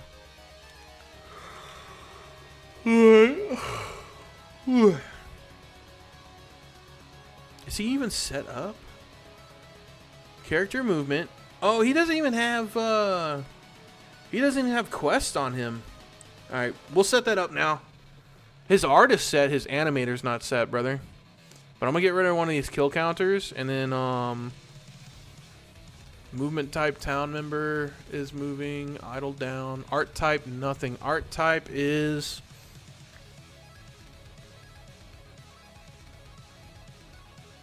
Gravekeeper. Animator. Do I set the animator or is it reference whenever I grab it? Bro, I gotta piss. Oh my God. Alright, he's good. Art's set now. Default above ground 0.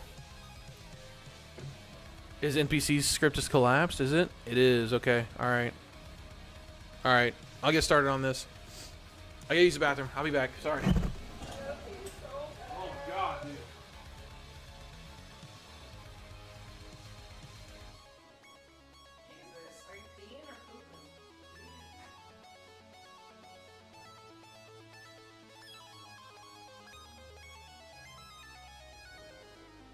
God damn.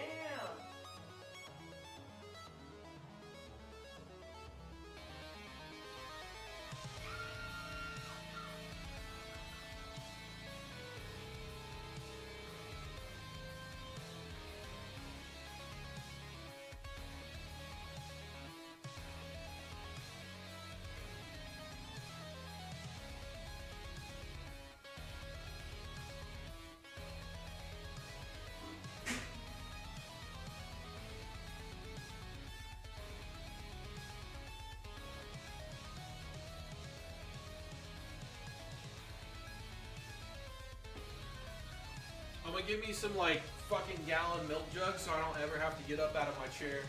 I was gonna piss right on stream. Like low tier god. like LTG.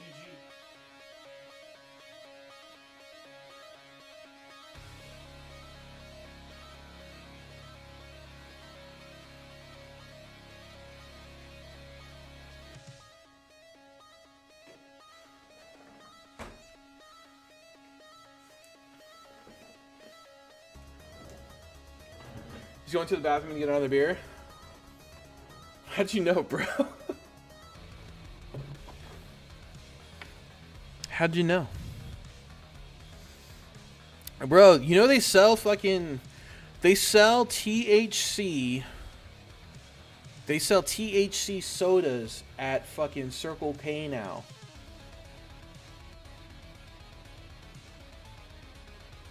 $10 milligrams.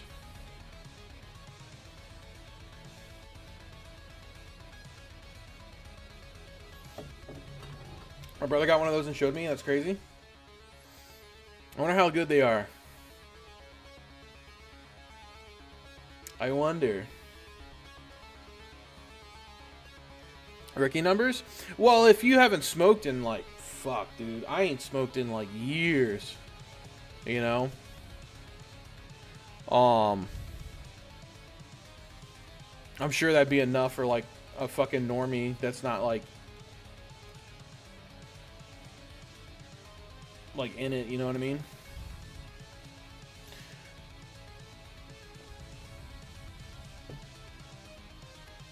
Okay.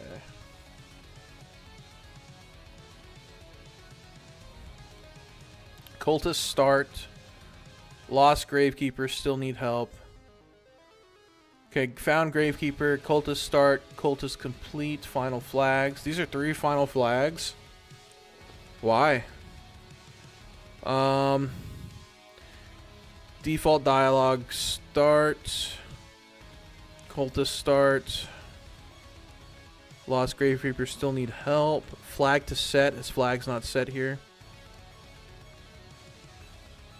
Cultist complete. Cultist start element. 1 cultist start. So we can say final text before he disappears. Okay, he hides himself and you complete it. Okay.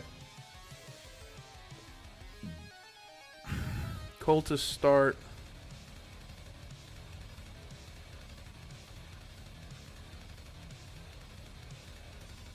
Final message. Let's let me teleport here and see what's cracking with this. Let me disable managers. Cutscene. Was saving persistent fire, or were we waiting till all of the quests were completed? For instance, if I were to run cutscene 1 and then like save right here, would all the stuff from cutscene 1, like would all the missions be completed on a new startup? Like on a save file? I don't remember if we discussed that or not, or if we were waiting. No, not automatically, not automatically. Like old stuff. Like if do we save flags? Do we save flags and like if DK's my partner and all that shit, or if he's like set active and all that? Yeah, we do. Okay, okay. Where's my manager? What do I need? Cutscene 1. Okay, we're good. And player. Move to view. Have any of you guys played Sparking Zero? The Dragon Ball Z Sparking Zero. It's like Tenkaichi, like the Tenkaichi series. I want to re-download it and play it. I don't want to play with people, you know what I mean? Sorry, you scared me. There are cultists around trying to kidnap people. Could you clear the way? Okay. I think it's gonna work now. I think the second thing was fucking up the dialogue, maybe. This guy's got a humpback like like no one's business, bro. That dude is popping a wood.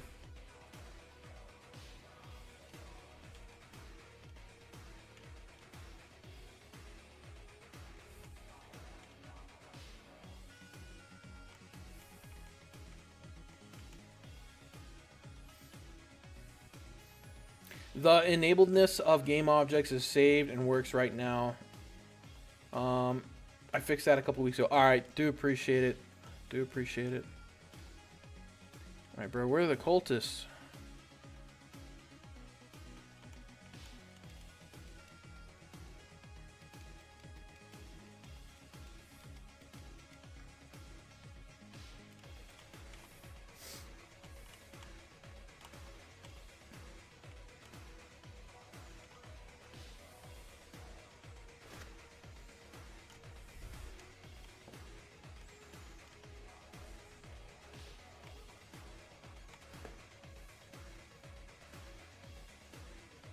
I instantly recognized the humpback creature, but almost wondered if I was wrong and it was an old tree. I like that he blends in like that. Does he? He does. He does blend in. I wonder if that's a problem. You say you like it, but I like... It needs to be distinguishable, I suppose. I thought he was. I didn't want to give him like bright colors because he's like a gravekeeper, you know what I mean? So...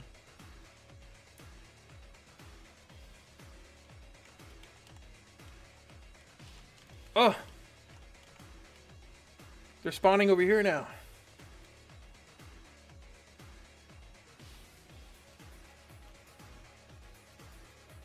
Cultist.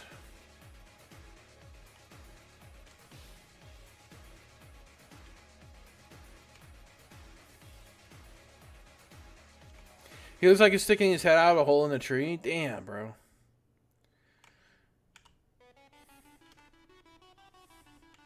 Well, I tried, man. I tried. I was just trying to make him look like, you know, like a humpback. I don't know. Maybe I make the hump a little smaller. First glance, you might think he's a tree for a split second. Okay. Ah, yes, cultist. Get over here. Maybe make the hump a little smaller. I like it. Wouldn't change it.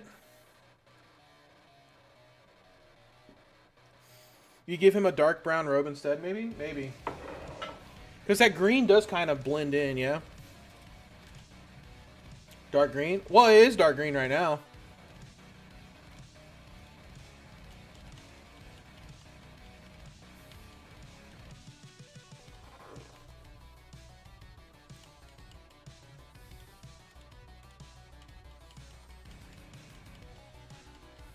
This game's gonna be cool, man. I'm excited. I hope people like it. I hope people like it. It's gonna be dope. Alright, killed one. I need you to kill 10 cultists to clear the way for my escape. Sage green, rather? Oh, like a lighter, yeah. Okay, so he is not working.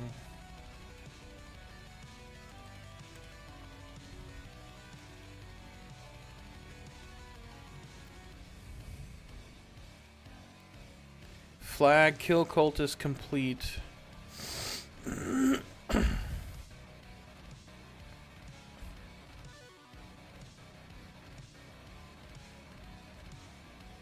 Ah.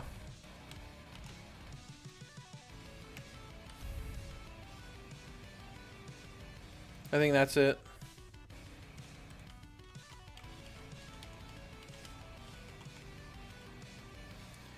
I don't think you're setting that flag, maybe?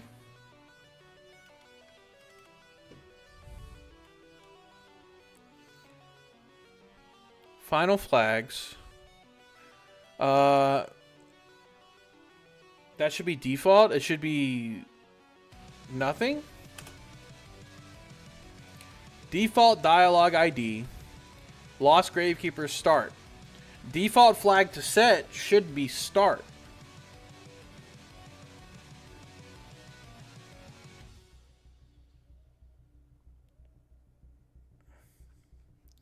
Default to set is start. Okay. Alright. That's what I thought. Okay, that's what I thought. So you talk to him and then it sets this flag. And then it's like you talk to him again and this flag is set. So he says, hey, I still need help. And then you set this flag. No, you don't set anything for this flag. He just keeps repeating that until it's completed. And then found Gravekeeper. Okay. Now it should work. Now it should work. Most complicated dialogue go first in the list. Okay. The first one it meets requirements for triggers, so the order is important. Okay. Ah, who are you? Sorry, you scared me. There are cultists around. There are cultists around this part. I'm gonna change that. Cultists around these parts. People trying to kidnap people. Could you clear the way so I can escape? I need to kill 10 cultists. All right. Well, it was doing that last time too. It wouldn't have done that last time if. Huh. Need to add cheat to spawn monsters? No, not even. It's fine like this.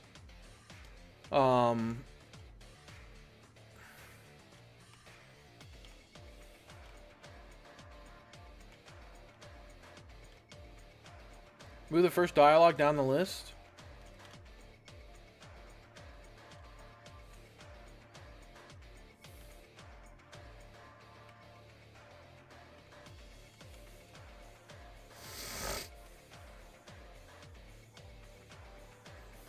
Alright, bro, I need some new music. This shit's trash. Alright, at least I found the spawn.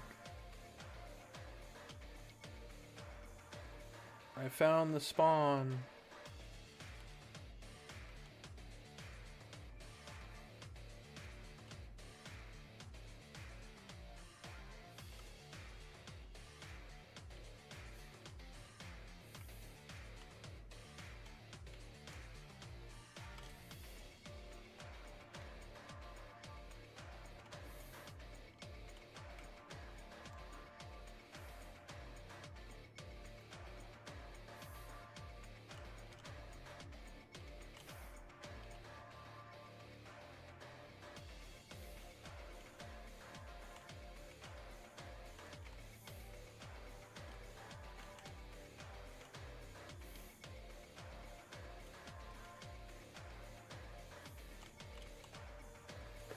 Game is teasing, yeah.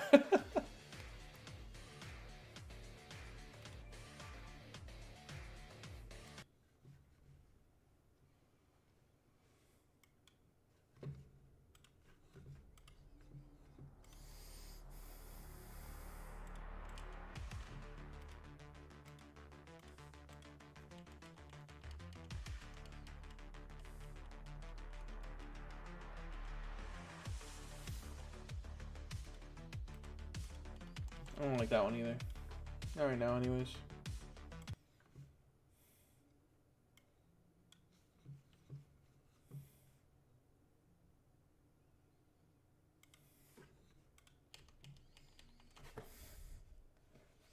You run the battle. Okay. We'll talk to him. Yeah. Alright. So he's not working. You said move the first dialogue down in the list. In the conditionals or in the final flags?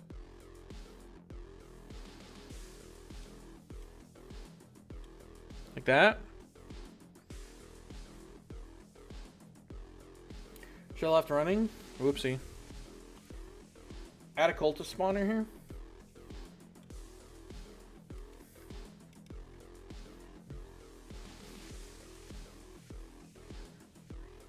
So when check season goes in order? Alright. How do I add a fucking spawner, bro?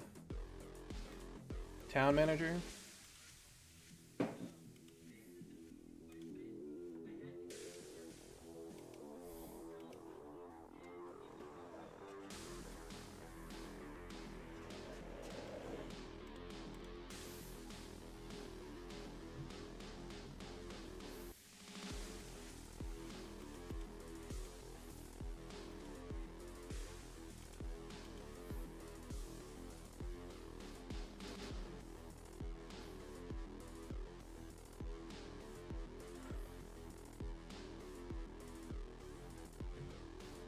It's fine. I'll just encounter one. Fuck it. I don't care. It's fine. I'm I'm pretty deep in, guys. I'm pretty deep in.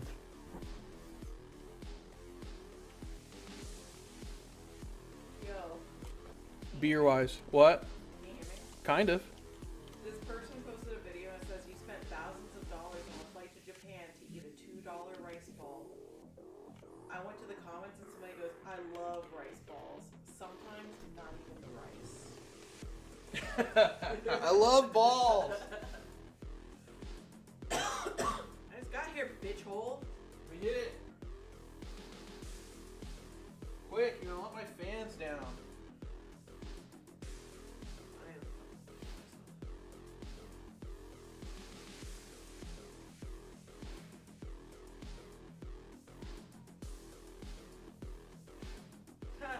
The guy at my job asked me for my number. I told him I'm married, and he said, then why are you working? Huh. All right.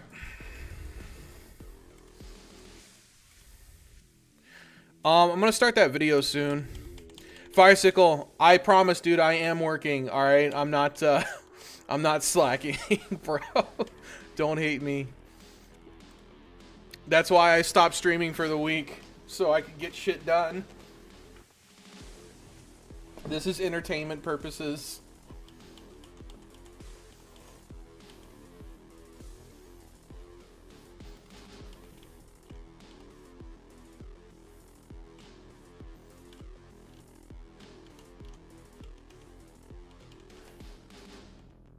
You son of a bitch! You did it! Thank you. Meet me at my house for some refreshing tea. Alright, cool. I will change that from a... Wait, are you teleporting him?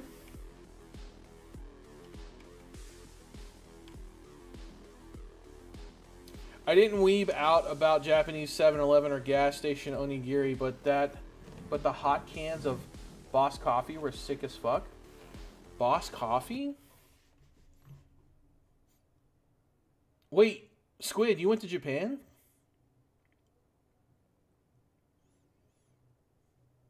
Rapper level self-snitching achievement unlocked. We need to make a new guy and stick him into the interior. Unlock the door so you can go in there and there'll be a new game object with new dialogue scripts. Okay. Okay. I do you one better. I'll do you one better. We don't have to make a new game object at all. I'll handle him like I handled the redneck wife, and I'll animate him into position and do a fade, like I do this character right here. I'll show you. I can even have them walking off screen instead of a fade, because now I like pause my I pause my game character. Oh yeah, clocks are going back tonight, aren't they? I think they are. I think they are. So instead of a fade like this, and then like they teleport into position, I can have them walk off screen and just like wait for you to stop. Like all movements paused, right? So I can do the same thing for this guy. And he'll appear in the house. And I'll grab the tea. I don't know why there's a fade here, but there is. I don't know why there's a fade there. Why? It's not disabled. I already fucking went through this bug. Oh, shit. Hopefully that bug's not back. Let's see. Hey, sorry the gate's rope. Okay, find some rope. Alright. Yeah, in May. Really, dude. How expensive was it? Granted, you went by yourself, right? That had to been an experience. I bet it was fun though, dude. Like going to a different country by yourself and kind of like trying to navigate and shit. Have you been there before, or was this your first time? That's really dope. I've always wanted to go because I'm a fucking huge weeb. Always wanted to go to Japan. I was talking to my wife about moving there. I was like, yo, we should just drop everything and just move there. And she's like, you'd never see, she's like, you'll never see Elias that much again, because Elias is my oldest son. I get them like on weekends and breaks and stuff. It's like you were tripping. She was like, you were tripping about moving to Tennessee, because you wouldn't be able to see him as much, and you'll see him a lot less if you move to Japan. So my brother went last year. So jealous. Hell yeah, that's awesome. That's awesome. I'll go there eventually. I'll get there eventually.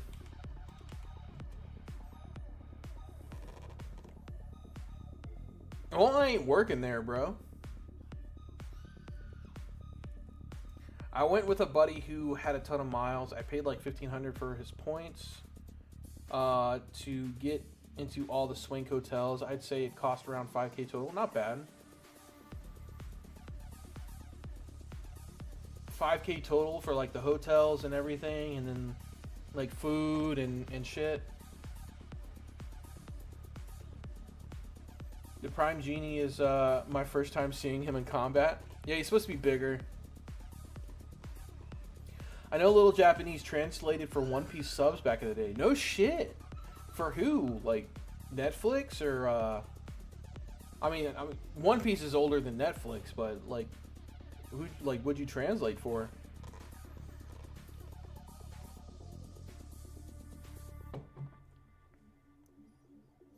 If you stick around the main beats, you can get around fine with Google Translate. Most places know enough English to sell you stuff. I recognize a little bit of language, just a little bit. Same with Cantonese as well. Like I can pick out words. I think I know more Japanese than Cantonese. But I mean, there's plenty of apps nowadays that do translation and stuff. You know what I mean? There's plenty of apps. It was an unofficial sub, of course. Okay, okay. There's a fuckload of over tourism. I bet. This was before Netflix was a thing. Okay, so like for like one of those like RIP websites, I'm assuming.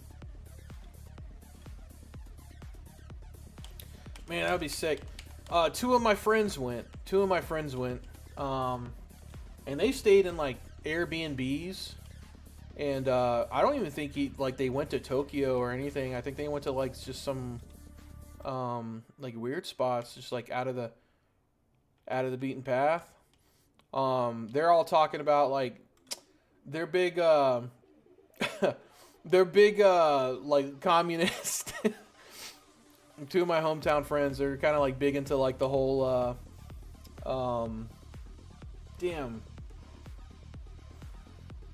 commune shit, like where they want to like start a commune, like on a piece of land. Communist, yeah, like they want to be like they want to start a commune. They're talking about getting a one of them fucking yokai house, where the houses, the abandoned houses, the haunted houses, and like fix it up and shit.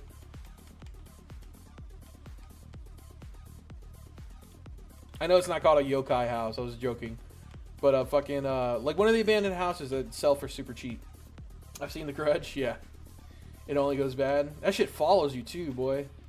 Don't matter if you stay in the house or not. I'm only doing 2 damage. What?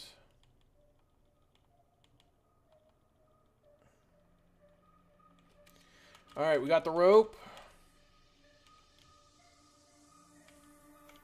Can I jump off this? I shouldn't be able to. Okay.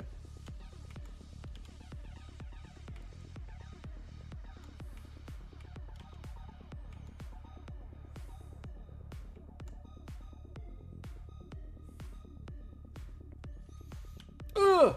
Go away, sweeper!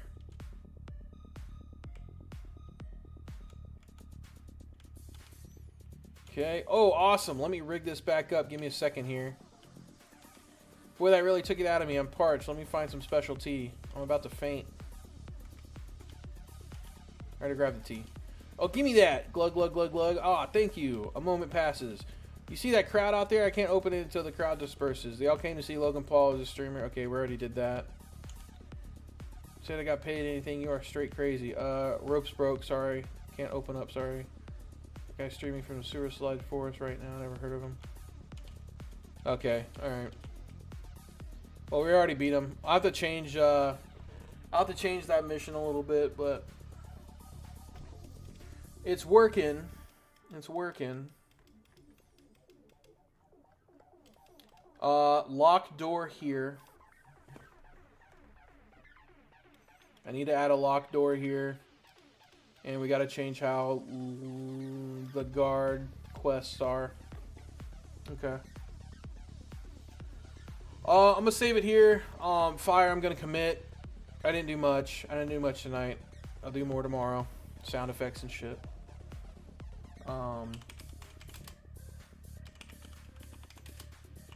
We're gonna watch some Malt stuff, dude. We're gonna watch an actual breakdown, design breakdown of Heartbound. I'm curious to see someone else's take on Heartbound. Fixed dialogue with Gravekeeper. Yeah.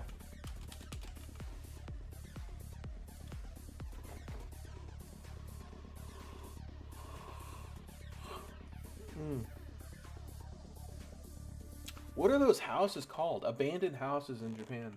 Abandoned houses in Japan. Where did you go? IKEA houses. That's it. Squid, where'd you go to in Japan? How weird was it to see a bunch of white people in Japan? I mean, not like, you know, the over-tourism is what I'm talking about. Did you feel like you were just in America? Like a Japanese theme park, but in America?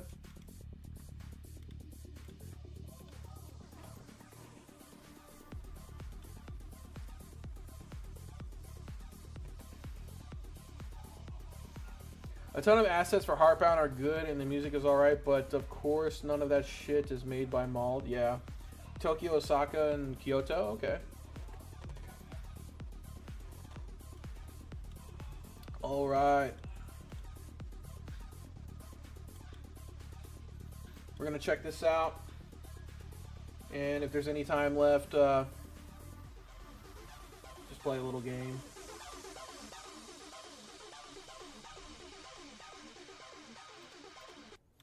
Uh, 2 minutes, and we'll get started. You just noticed a ton of white dudes, European Muslims? Really? I bet they're fucking... Their economy has to be booming, right? They get a shit ton of tourism, I bet.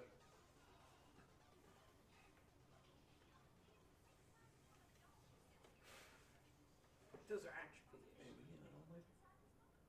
Hey. Are we? No. Wait, don't go. Come here. No.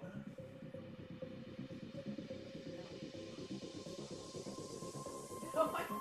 Please, my mom abused me. My mom abused me. Your mom is fucking awful.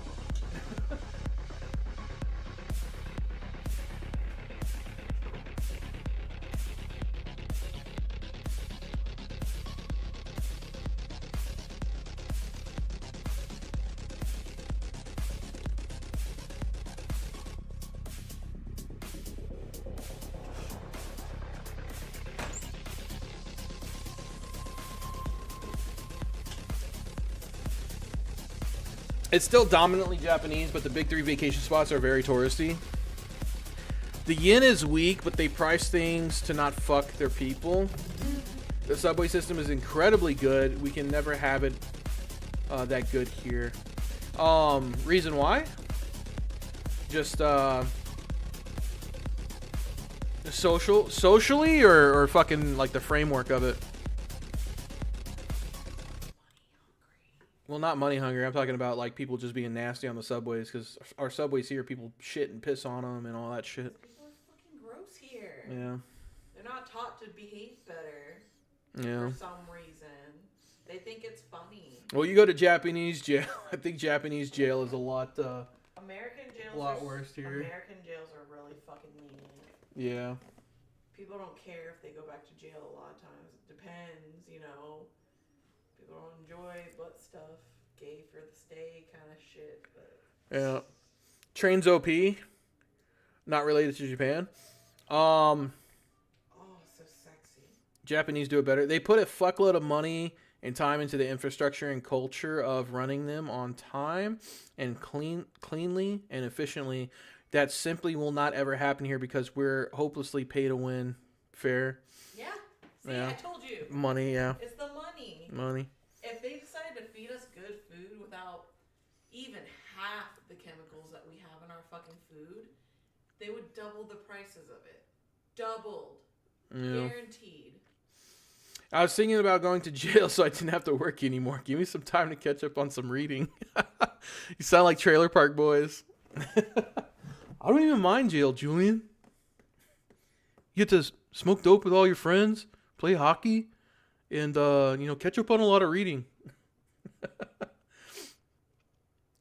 Also, they have a thing where if a train doesn't run on time, conductors get punished. What? This gonna fucking beat you?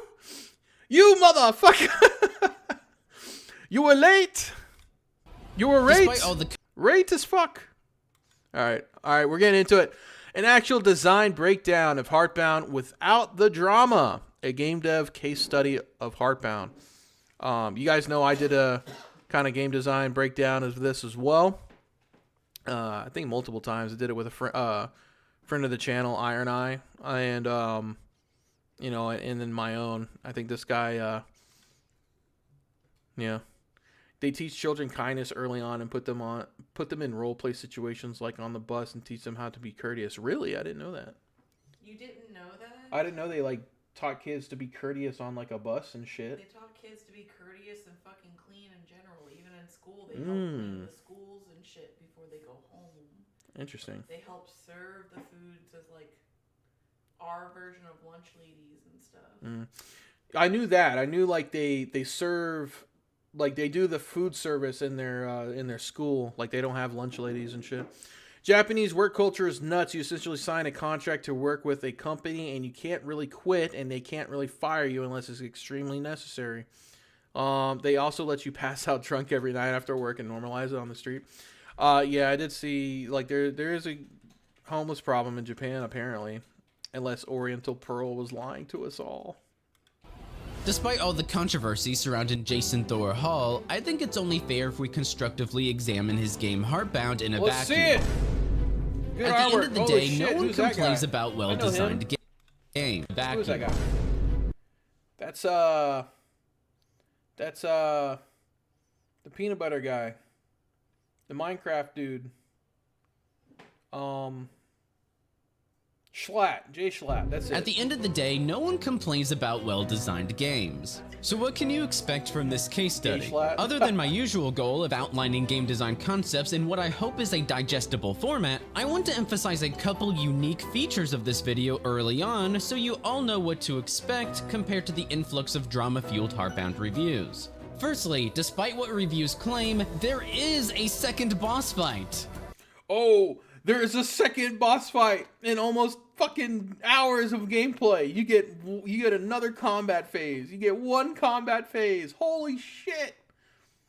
Holy shit. Secondly, Jason explains his design philosophy on his website and in an interview. Does he really? His design philosophy. Indie game development with Heartbound.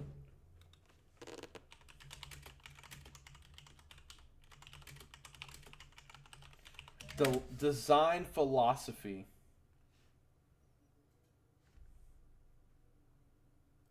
Where's this website at? Guys, I need researchers.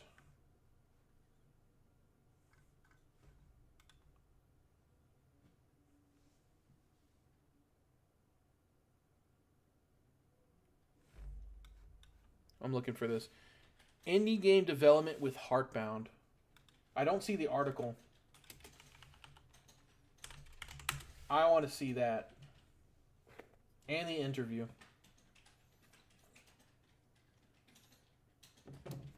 Ah, here it is.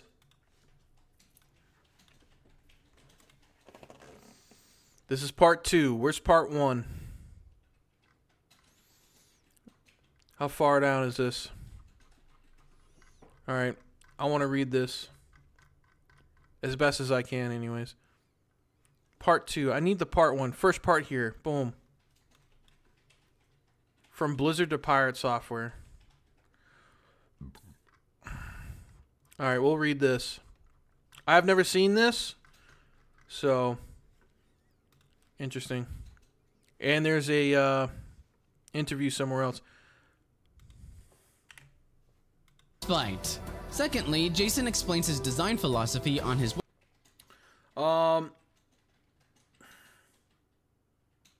I wonder if the Furies eat you in Vor minigame. That would be wild. Thor isn't that creative.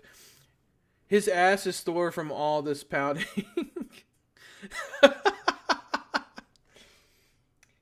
Is that Mike Tyson? His ass is Thor from all this pounding.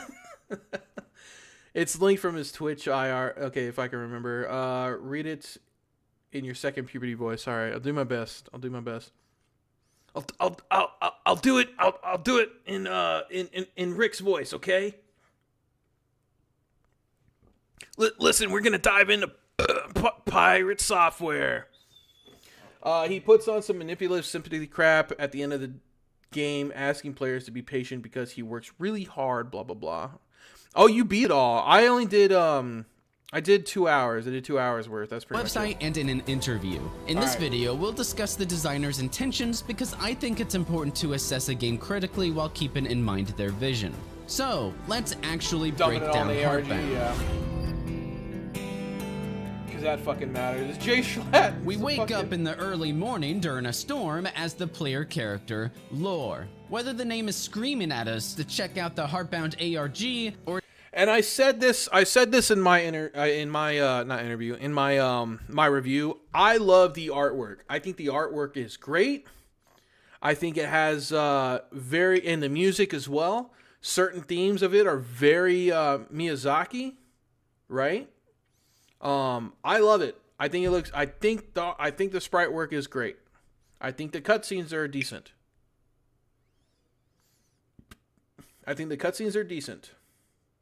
The writing's kind of boo-boo, and I don't like the gameplay.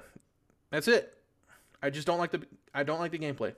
I love the furry sprites, especially the one with big bellies. No, that's not what I said. You son of a bitch. It's simply a paronym of the creator's middle name. No, we'll never know. Though it's safe to say it's one of those two options, given Lore is otherwise a shortened form of female German names, and, well, Lore is certainly not a girl.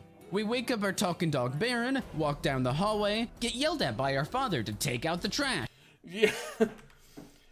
Wake up our talking dog Baron, walk down the hallway. Dad actually said, "Hey kiddo," and then he takes "Hey kiddo" as "Hey moron."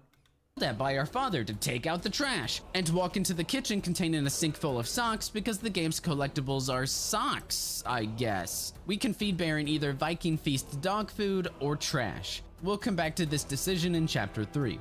We feed Baron, take out the trash, pick up an axe for no reason, and then walk back toward the house to sleep with the axe, where Baron admits to having a really good time today, as if an entire day passed by even though Lore just said it's too early for breakfast. After we head back inside and slip under the covers, Heartbound takes a bat to the player's head with its apparently mental health core theme by breaking the fourth wall. Baron waltzing onto a black screen to talk to the player about mental health. Leave a comment below thanking Baron for helping you through a dark time. We wake up to find Baron missing and the remnants of a fight occurring that we somehow slept through. In hell, he's a heavy sleeper. Slept through all of this? The door is jammed, it's not even strawberry. Stupid. Right. This is like... okay, that was unnecessary. That was really unnecessary. We discover Baron's broken collar and then walk up a pathway where we slow down every couple seconds for the Darksider sound effect to play.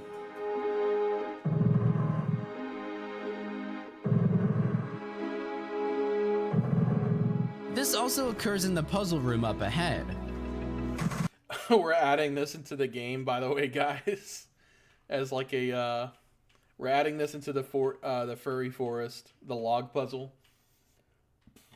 I will say, like I said, the weakest puzzle ever. Yeah, the The sprite works great. I think the layout is good as well, like the UI. How like the text box pops up and they got the talking character. I think it looks good. There's like high res versions of the characters. I think it looks fine. If this game had more gameplay, it would be good, in my opinion. Okay, I know like a lot of people would be like, "Oh, you just fucking pirate software," you know. But if the game actually had gameplay, if it was an actual RPG, Oh my God. if it was an actual RPG, I would enjoy it a lot more. I think my internet went out, guys. Hold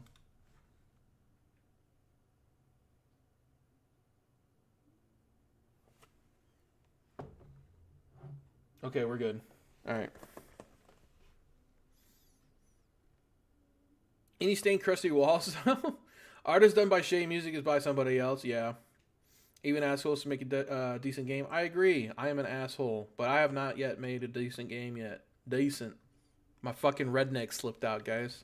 Decent. I haven't made a decent game yet.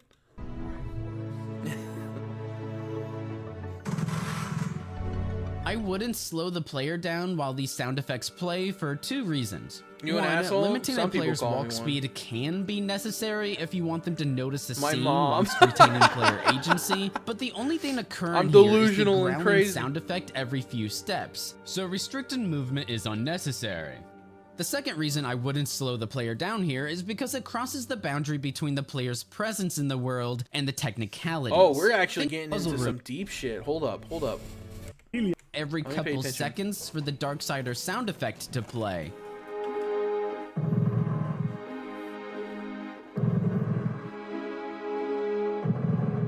This also occurs in the puzzle room up ahead. Slowing down the player.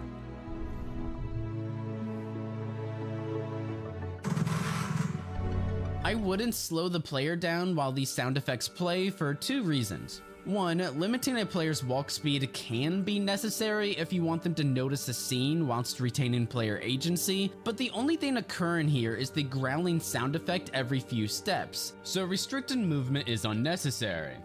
The second reason I wouldn't slow the player down here is because it crosses the boundary between the player's presence in the world and the technicalities. Think back to the concept of mental models discussed in my previous Ruin case study. In this scenario, we want the player to fear the potential threat to Baron's safety or be curious about the mystery of what lies ahead. Right. But more likely than not, the player instead thinks, "Oh, I just ran into a trigger." And that line of thinking breaks a player's presence in the game, or what's often called immersion.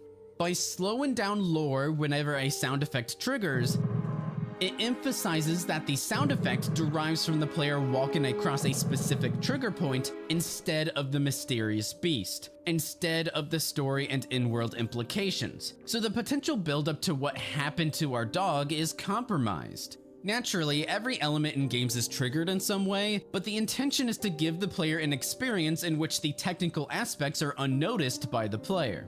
Additionally, I would also remove...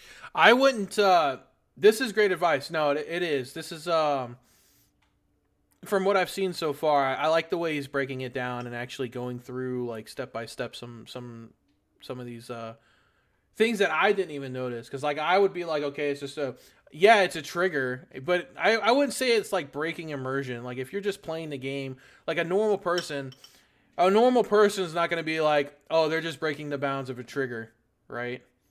It's just like like I'm just crossing a trigger. That's why it's growling. Okay, it's supposed to be building anticipation.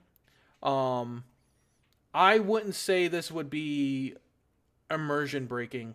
This would not be immersion breaking, in my opinion. This guy probably, this guy might have more, more experience than I do.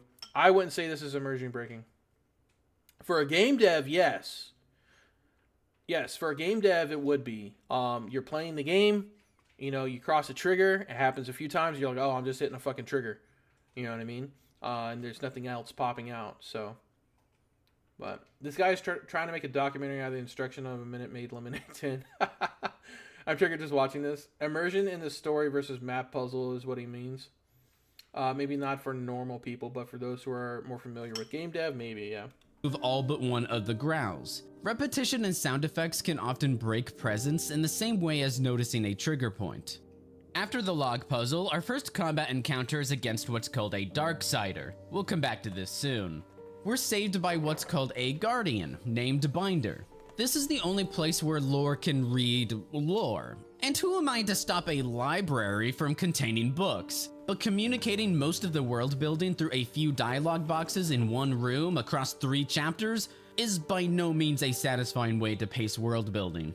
Additionally, the humor loses me. There's a bit where terrariums hold sticks, and I guess sticks are live pet animals in this Guardian library. There's another bit where each stack of books is referred to by familial names. For instance, Auntie Booktower is spying on Uncle Booktower. Brother Booktower hides behind his mama. What? I get it. That sounds like an acid trip saying, like, what?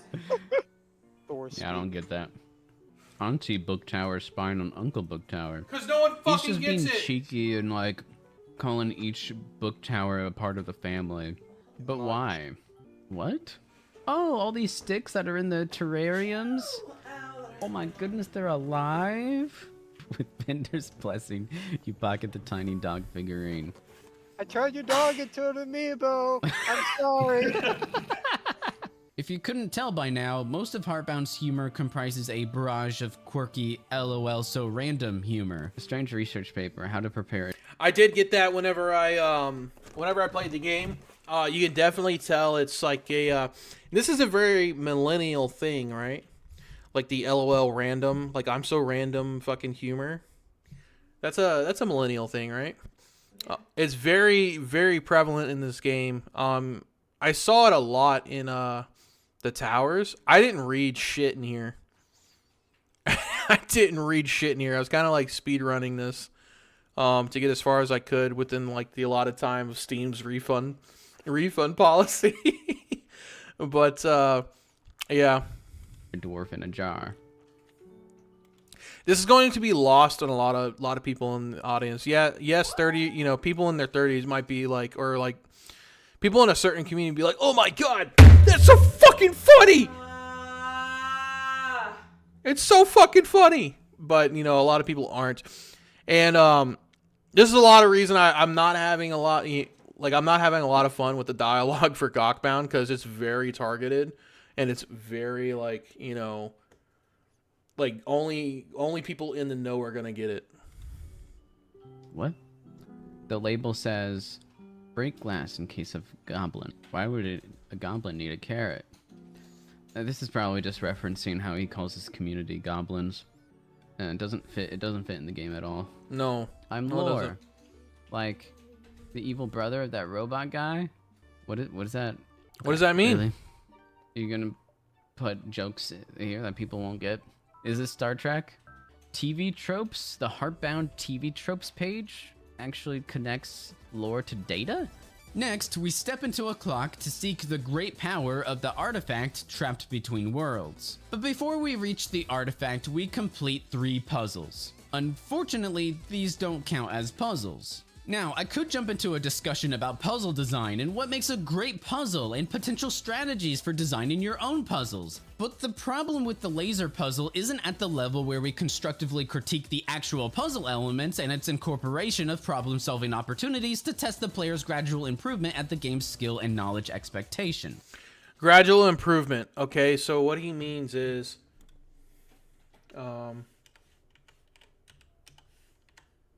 to start a puzzle or to start a mechanic, there are introductory 1, introductory 2, mastery 1, and it just keeps going like mastery 2. So let me think of an example. Let's say I have a gravity gun. Let's say I have a gravity gun, and my goal to use this gravity gun is to stack objects or move objects in a certain way to traverse the world. Okay. Introductory 1 would be me using the gravity gun to move this object from a path that I need to go to. Right? So I need to sling this object over here to continue down a path. Introductory 2 would be me using this gravity gun to lift it and set it on a button to open a door. Okay?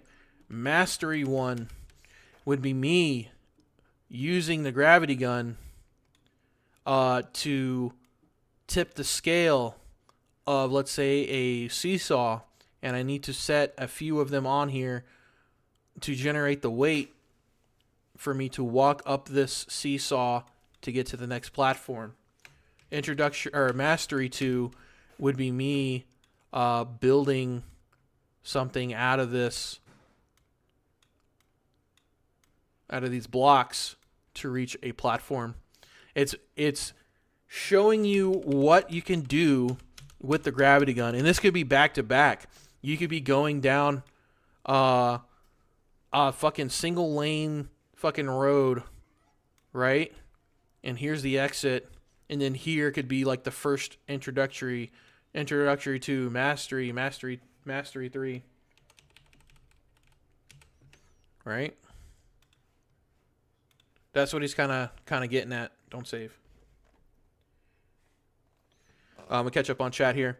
Sorry, my vision's blurring. Also sounds like a Minecraft YouTuber. To me, I don't know if someone's immersion is broken by that, then the world is shit anyway, but there was no climax, just a build-up. Everyone got blue-balled. I was just thinking he got that YouTuber voice.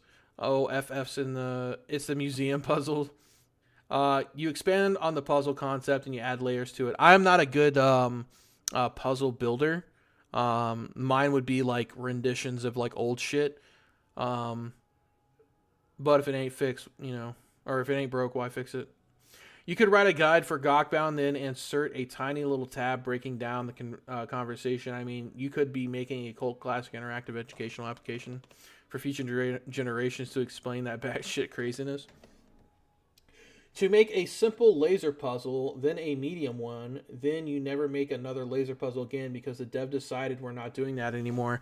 Yeah, I didn't see any other laser puzzles past where I got. Now, like I said, I only got to the tower, or like the workplace. So I don't know if there's any other laser puzzles. I don't know if you revisit this in-between world ever again or anything like that, if there's more puzzles to it.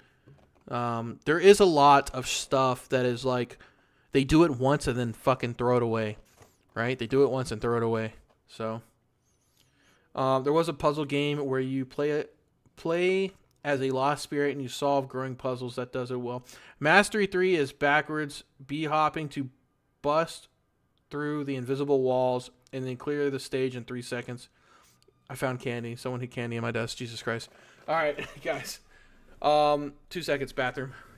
2 seconds. 2 seconds. The beer.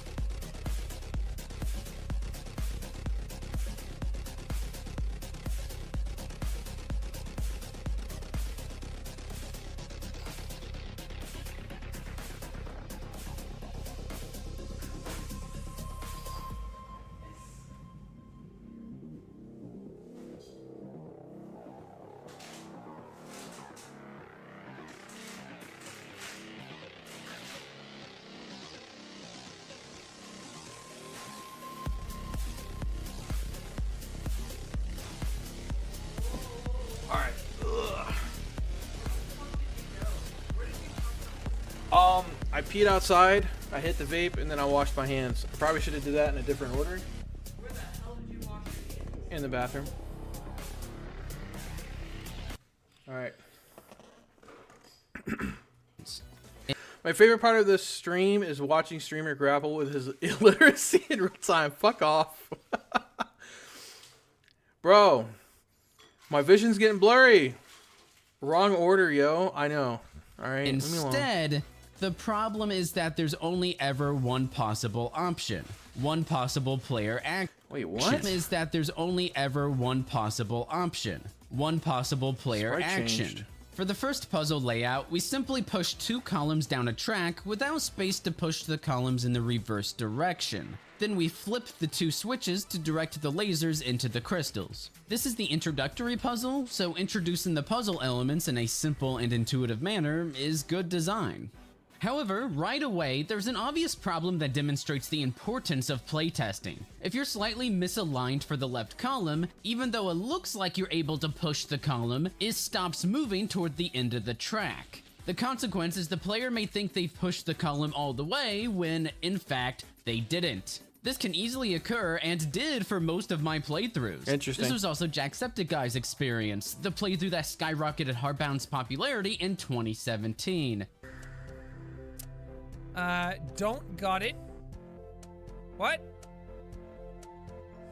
So I'm not supposed to hit this? As a developer, it's crucial to critically examine these playthroughs and deduce I didn't hit potential this actionable issues or My issue with this puzzle is like this this grayed out rut here.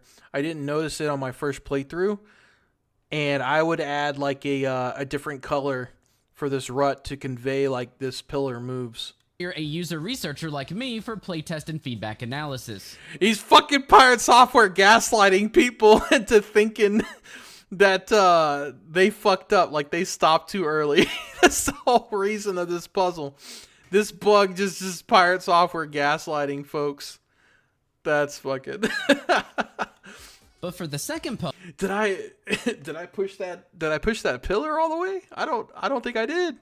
The movable columns are already removed in favor of flipping a few switches to complete the routing. I always look forward to my message being read out. My problem with the puzzle is fuck, I'm doing it again. Fuck you. My problem with the puzzle it was easy as fuck and it was all for nothing. The problem is he's hardly critical of himself. The solution requires little thought, just instinct to point both lasers toward the only possible crystal each can point to. Additionally, the switches changed function without changing form. In other words, the switches no longer turn on and off the lasers, but instead rotate the columns, and yet the switches look the same as the previous puzzle's switches. Any interactable objects with different functions should look different from one another, especially if you want to mix and match mechanics in the future. As it stands, these mechanics never mix and match to develop into something more challenging or to test players' knowledge of the game's mechanics. They're just random puzzles added in. That's the whole point. Like these never come up again. Hardbound, we can collect socks. So, if a sock were to be placed in a puzzle level, one would assume solving an extra puzzle of higher difficulty or at least extra steps would be required of the player. But instead, the player pulls the switch required for the main puzzle to reach the sock. So there are no... You would want to hide this this collectible behind another puzzle, basically. Like instead of having it like it was already turned on and the laser was going down. Like you can just flip one puzzle. Like okay, well, yeah, whatever. It's just an extra step for me to fucking walk down and grab it. Instead, right, reorganize this or add another laser. And have it so you have to flip it, at least a few switches and try to get over there. I don't know. He could have had an outline light up when it's pushed all the way in. Yeah, that's true too. That'd be a good addition. Like you push it and then like the outline of it. Or like the pillar lights up. Like say and it locks. Like the pillar lights up and like, yeah. Extra steps to the puzzle itself. A great example of well-implemented collectibles is Celeste. Each level contains a strawberry to collect, and it requires a higher degree of skill mastery to accomplish. The third puzzle reverts back to the first puzzle. the switches turn on and off the lasers, and the puzzle solution is to push both columns along the only possible path. And again, the columns can't be pushed the other direction, so even though the higher number of columns in the room might give an air of a possible puzzle, there's only one possible action to perform. So if you perform the only possible action, pushing the columns as far as they'll go, you'll complete the puzzle without any problem solving required. And that's it! We'll never see this puzzle again, but at least we can now collect the artifact. After collecting the artifact, we wake back up in our bed and follow Baron into the void. In the void, we aimlessly walk through a maze to collect memories of the past 20 minutes. I hated this part, dude. Simultaneously, the artifact's voices try to gaslight us into believing we're the one. I fucking told you! He's gaslighting! It's interesting how he presents himself to a super smart puzzle master, but his own puzzles are so simple. Is this guy complaining that the puzzle has one solution? Yeah. Well, no, he's complaining that it's not really a puzzle. It's just like push these items in place, right? So let me break out my pirate software. Oh, let me do this too, just so you guys get like the full fucking, the full feel, right? If I have one shot. All right, so puzzle, right? Here's the lasers. Well, here's the thing. Here's the laser, right? Here's the path it follows, or wait, here's the laser or the crystal. Here's the path it follows. This is the pillar. Okay? This pillar can only travel in one direction. This is your third time doing this puzzle. This is your third time doing this puzzle, and it's so simple that all you have to do is push this into place, right? There should be where there's multiple crystals in the room that do different things or open up different paths. The lasers should already be on and doing these things. The lasers should already be on and it's doing like crazy shit. So now you got to turn off this to move this one, because you can't move a pillar if a laser's already on. You can move it left or right, right? And I would even have them color coded where only yellow pillars only work with yellow lasers, and purple pillars only work with purple pillars or purple lasers, and have a, you know, and have one on each opposite side, and you have to navigate a maze. You know, that might be cheeky, but you navigate a maze or navigate them so that they have to work with this laser, right?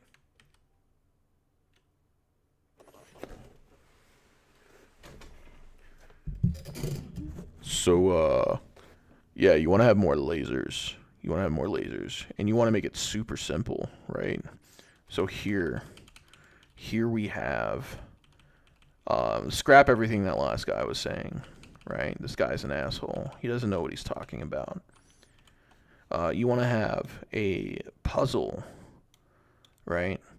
You want to have a puzzle with one possible laser, and it shoots down like this.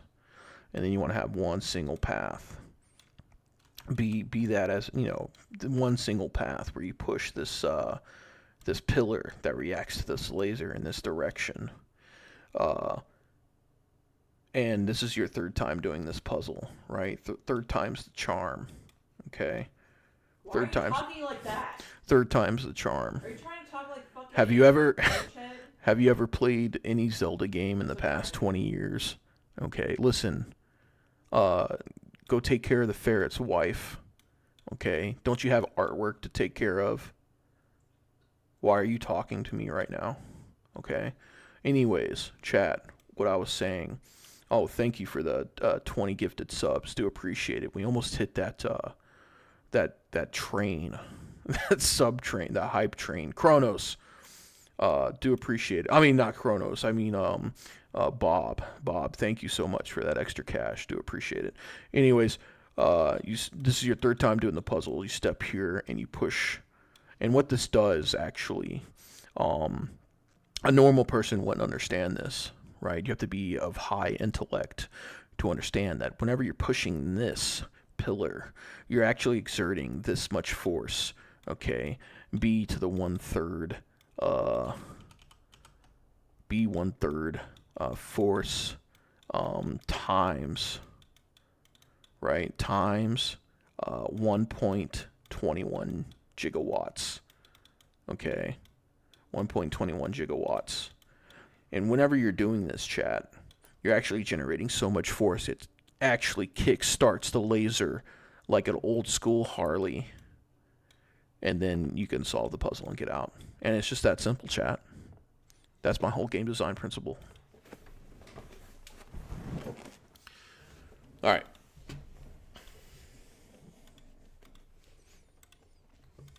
Who failed. Let's just join the dots. Can you please? Okay. Kronos you need a lawyer called Mukbang. Kronos banned that donor. Their enthusiasm wasn't up to par. Good explanation. Hell yeah, man. That's what we're here about. Optimal puzzle solving trajectory is not simple linear path. Yes. Baron for some. I like rotating puzzles.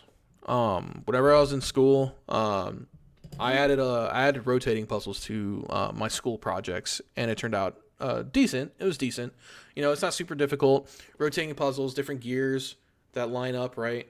You don't have to do a lot of movement. So you can, like, how I had it was just using A and D, and it would just rotate the gear that you needed. And apparently we did something the player First, you would find the gear, put it in place, and then rotate it the way you needed it. Unaware of. You failed him. Did I? You know, if some evil creature breaks into my home and Not kills Kronos, my dog, Bob. is it my fault? You can do this just a little farther. Huh? Who left that note? Why? Rotating puzzles reminds me of meat spinning. That's why I love it. Yo, shut. I didn't say that, bro. Come on. What do you mean? Meat spin. I'll never say that in my ear like that again, dude. That was...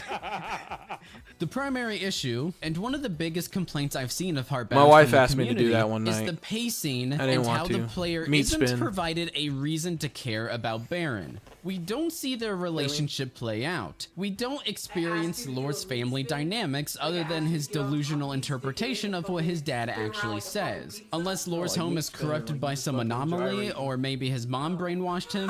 Based on how little the game develops the main plotline across 3 chapters, I'm being gracious with my interpretation. So after we fight the same Darksider, Meatcopter. we discover it's actually Baron. Then we go Super Saiyan!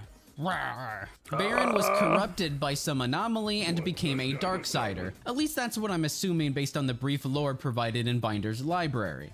Okay, this is a neat core concept to build the game upon. Some type of corruption that transforms creatures into monsters. And this corruption also seems to affect lore through whatever the artifact is. But again, whether it's Baron's death or the artifact gaslighting lore, the game didn't provide enough time to form the family bonds, to get the player to care and feel motivated to pursue the same goal as the protagonist.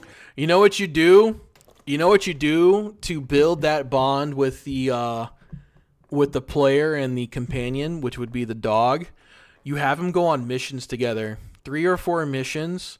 Have dialogue build in between them, right? Explaining some backstory, like Lore got the dog when he was a puppy, and it just like made his fucking life better, and yada yada. You go on missions where the dog is actually helpful.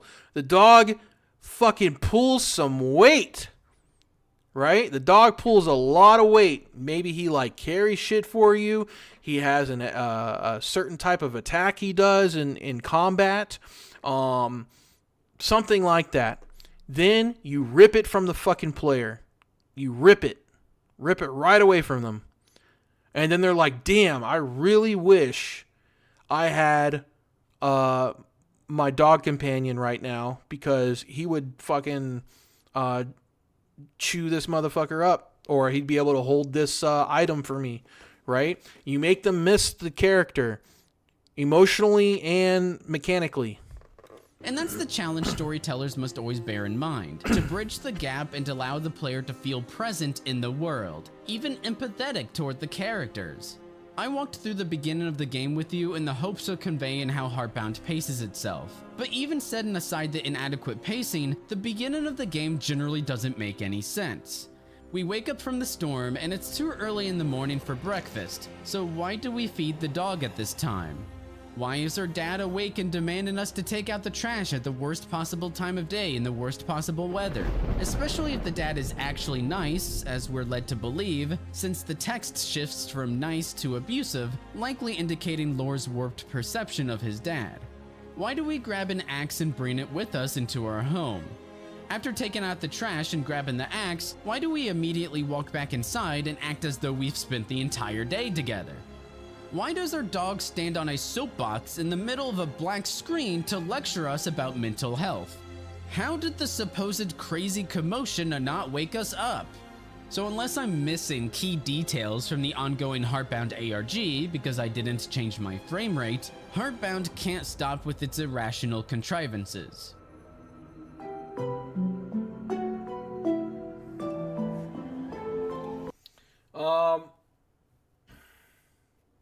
Let's see. Got banned from the Heartbound discussion board for saying it's weird that the game locked me onto the fuck the dog route. That's great. Shit, when I played, I didn't even realize I killed the dog, nor did I care about him. Give the dog a name, some meaning. Oh yeah, give the dog some meaning, yeah. Imagine if I Am Legend started the movie by strangling the dog in the bathtub and expecting the same emotional result. Also, the dog is a fucking NPC and has zero personality. Why even give the dog the ability to speak if he just spits out words? Not enough feces on the bedroom walls from what I've heard. I don't know if it was feces or not. The combat certainly has the most potential for Heartbound's core gameplay. According to Jason, WarioWare was a heavy inspiration for the combat system. I always loved the wacky, fast-paced minigames that made up all of the iterations of WarioWare. For more recent games, I turned to things like One Shot, Off, and Undertale because of the unique qualities each one brought to the table. All of the combat situations involve minigames. Alright, hold on. Unique qualities. Alright. If the dog didn't talk at all, I'd feel more like a dog. I think the dog is...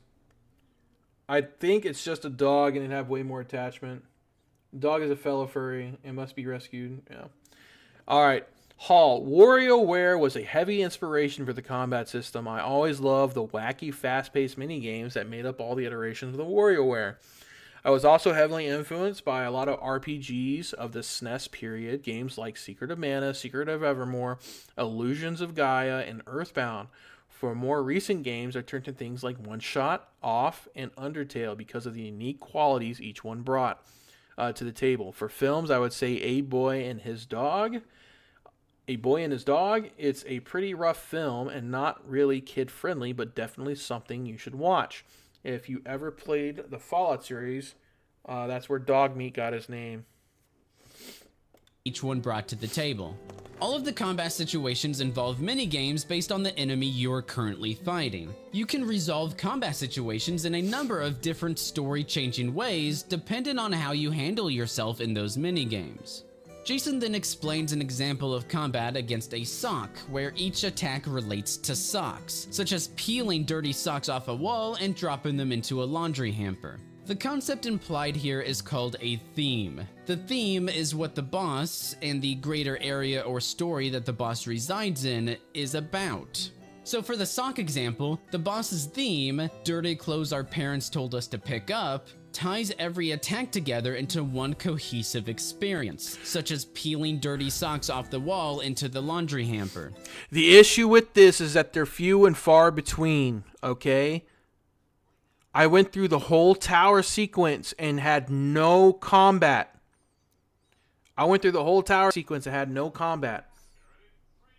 The whole fucking theme or fucking area. It was terrible.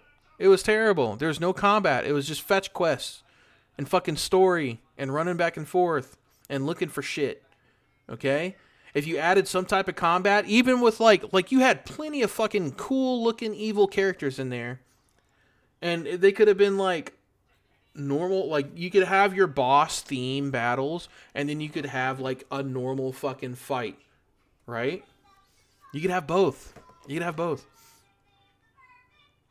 Imagine making an entire game about trauma because your dad told you to do laundry 25 years ago. No combat, all fetching, definite self and searching, yeah. No, you can't. Each game element should reinforce the theme. The theme is the glue that holds everything together. Video game designer and author Jesse Schell describes core themes perfectly. The primary benefit of basing your design around a single theme is that all of the elements of your game will reinforce one another, since they will all be working toward a common goal. The sooner you have settled on a theme, the easier things will be for you, because you will have an easy method of deciding if something belongs in your game or not. If it reinforces the theme, it stays, but if it doesn't, it goes. Our goal is to create powerful experiences. It is possible to create games that do not have themes or that have very weak themes. However, if games have unifying resonant themes, the experiences will be much stronger. If you don't know what your theme is, it is very likely that your game is not engaging people as much as it could.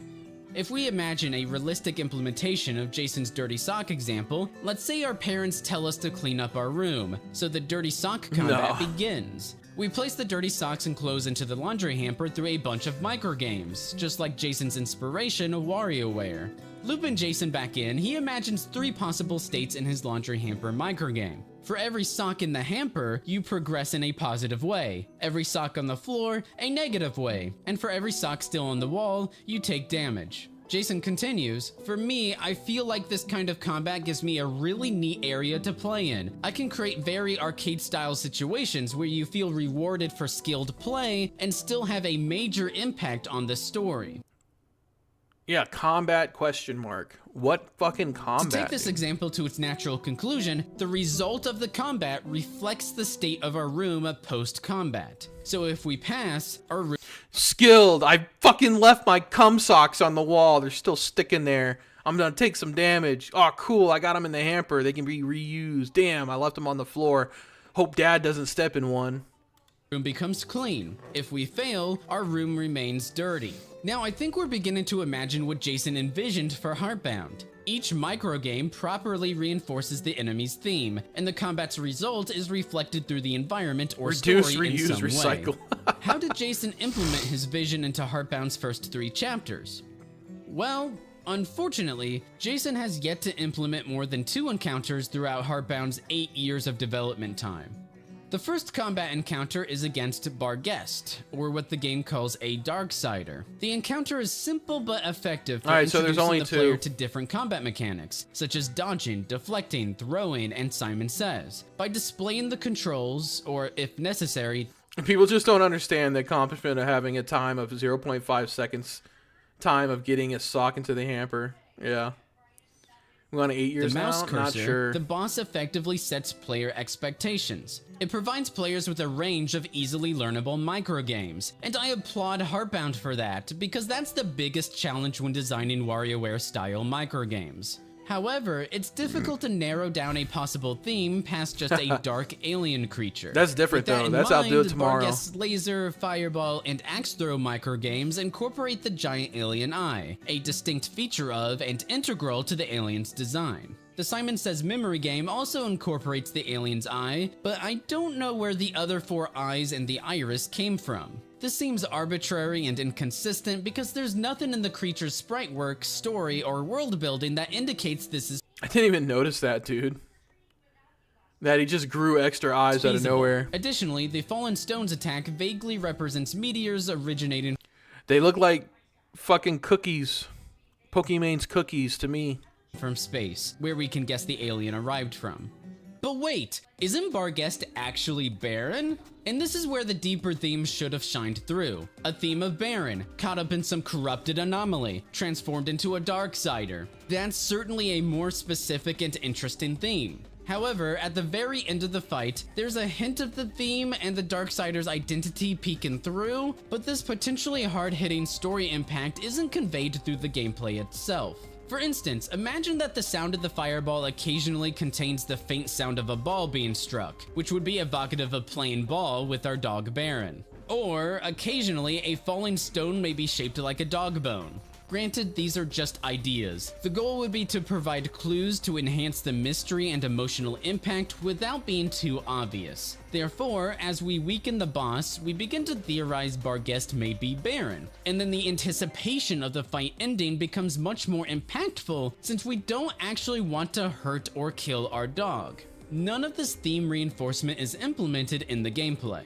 But what is implemented is partial text encouraging lore to not give up fighting, and this is it, don't hold back. Sometimes the only way forward is through. You got this. This is our only hint that Barghest is actually Baron, and is through fairly explicit text instead of implemented through the combat and gameplay itself, betraying Jason's design intent discussed earlier. At the end of the fight, the player can throw Lore's axe one last time for the kill and blow. What's potential? You could have a, I mean, if he was going for like an Undertale kind of theme, like obviously different routes, like if you kill this person or this boss, Baron dies permanently. And if you remain neutral, or obviously you would die, but if you don't deliver the killing blow, then you get Baron back. Maybe? I don't know. Really interesting and reinforces the Baron theme is how the player can purposely miss the final axe throw. Oh, okay. Heartbound's support of this option is admirable. The player who theorizes that Barghest is their dog likely doesn't want to kill him, with a high probability of the player being emotionally against not having the choice. So it's great that Heartbound supports the player's agency when pushing players to feel that emotion about their dog. And I assume this is exactly the sort of story impact Jason implied on his website. However, there are two problems here. The first problem is, again, players universally don't care about the dog because of the beginning of the game's ludicrous events and poor pacing. Yes. The second problem is the game fails to communicate that missing the axe throw is an option. Firstly, it's not until the end of the combat encounter that the player begins to question how Barghest might be someone else. And even then, it's conveyed through text instead of clues through gameplay or the combat visuals. So why would we even think to miss the axe throw when we have little attachment to the theme? Secondly, since this is a boss fight, yes, we want to press the button to throw our axe just like every other time throughout the fight. This final axe throw isn't differentiated from every other axe throw, so the player has no reason to believe this axe throw is somehow different and offers a narrative choice of hit or miss. That's true. Thirdly, there's nothing saying this is it, you know, like besides the health bar or the arms disappearing, but I think the arms disappeared during the first, or you know, during all the axe throws. But having like maybe even like, you know, some flashing, like showing Baron, or I don't know. Like, do you really want to do this? And I'd have to think about it more. But there's definitely a better way to do it. Obviously, there's always a better way to do something. You know, always a better way to do it. But IDK, it's not hard to piece together. That is really weird. I had no idea you can purposely miss at the end. I didn't know either. Baron himself encourages us to land the kill and blow. I repeat, Baron, the reason we might spare this creature, encourages us to not spare him. So, overall, it's both mechanically and narratively intuitive to not miss, but land the kill and blow. And the game never conveys the possible choice and story impact to the player. To be fair, this possible choice to land or avoid the axe throw is a great idea. Ideally, after experiencing some clues through the gameplay, dog bone stones, bouncy ball sound effects, etc., the player begins to theorize, but isn't sure, about Barghest's true identity as our dog Baron. And thus, the player may want to avoid killing Barghest in fear of the theory being true. The player experiences greater emotional impact when the final Baron reveal occurs because of the gradual build-up through the gameplay itself, through the player's experience of the boss. The game can then reinforce the player's resistance to killing their dog by giving them a choice at the end. To give the game credit, it is far more effective to express a choice through gameplay, the final axe throw, rather than a straightforward dialogue option of kill or spare. Yeah. So, overall, the pieces begin to knit together to form a cohesive and player-driven experience with story impact. But again, there's no build up to this Baron reveal. The Baron theme is not incorporated into the gameplay. The game never conveys the choice and story impact from throwing or missing the final axe throw. And even when we examine the choice itself, the result is perplexing. Firstly, I would have expected purposely missing the axe throw to be visually conveyed, but instead, Barguest blasts me in the face. Secondly, if we miss the axe throw, the result is another fourth wall Baron scene, but on a white background this time instead of black. It's a mental health check that clearly assumes the player is emotionally distraught since they refuse to deal the final blow to Lore's dog. If you, as the player, seriously need this fourth wall mental health soapbox, this nonsense won't help you and obviously shouldn't be in the game at all. You need to accept God's open invitation of love and peace into your life. Do not think a digital dog will ever be a substitute. The mechanics and Baron himself only encourage the player to throw the axe. So again, both the choice and impact don't exist. Heck, even everything before this boss fight doesn't establish an emotional connection between the player and Baron. The entire experience from the beginning until now is incoherent and inconsequential. And this is by far the best part of Heartbound. You didn't miss anything, yeah. Alright, that's all I wanted to watch, dude. You guys can check it out for the rest of it. This is an hour and 33 minutes long. This guy's fucking boring. I'm sorry. I posted it. I'm gonna play some Dragon Ball Fighters. I'm gonna play like 2-3 matches and then I'm fucking gone, guys. I am tired. Alright. I'm gonna rage quit. It's 100% gonna happen. Oh no.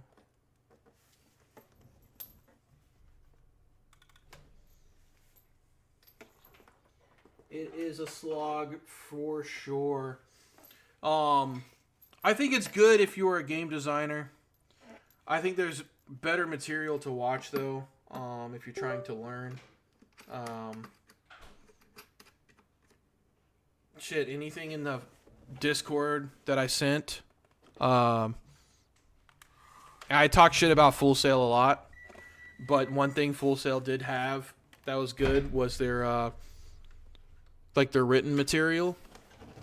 So if you're curious about game design or game design mechanics, I actually have all of my shit from Full Sail for free on Discord. And you can go to Full Sail stuff.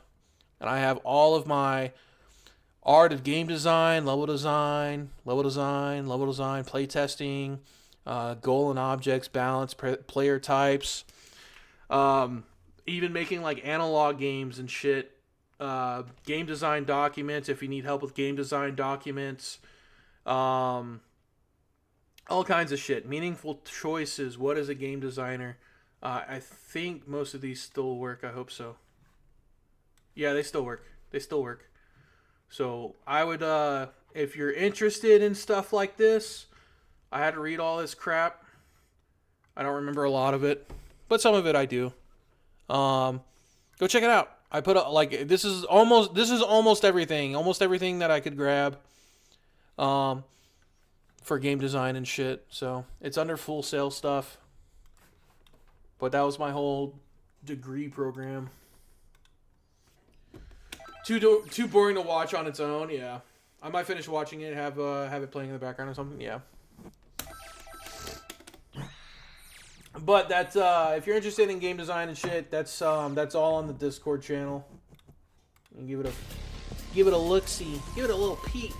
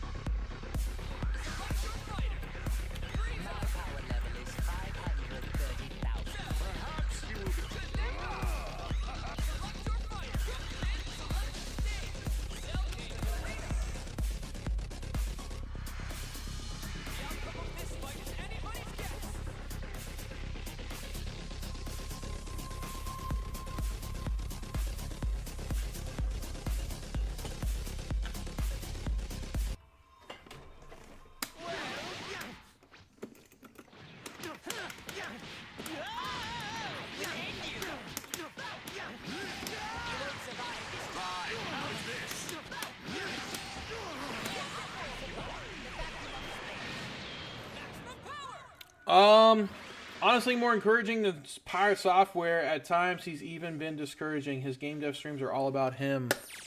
Oh, well, I do appreciate that. Thank you. Yeah, it fucking, I'm not gonna lie, it makes me, I talk about it with my wife, like after streams and shit, people, like, a lot of people have been coming in and being like, yo, you've been an inspiration, and, yeah, I'm glad I could help, you know, people who are interested, and, I wish I could do more, you know, I don't know.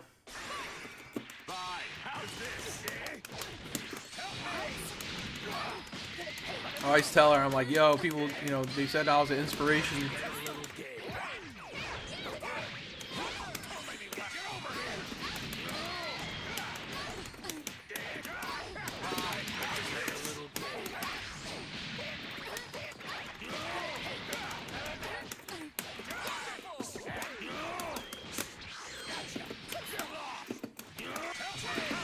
Oh.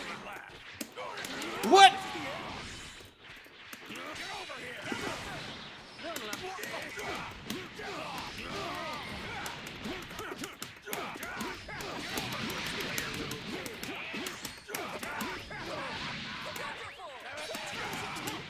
Damn, he got me.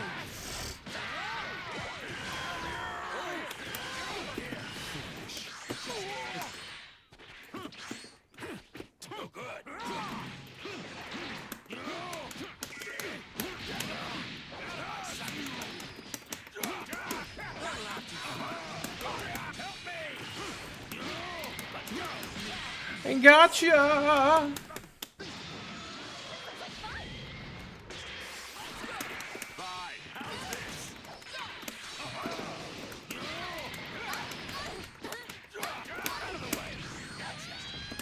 Nappa clappa, baby.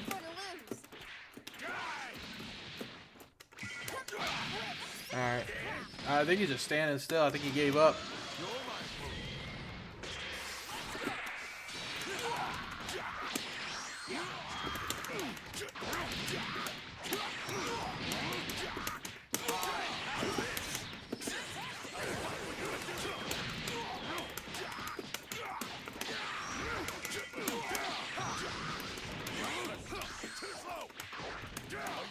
Ooh! I think he got me.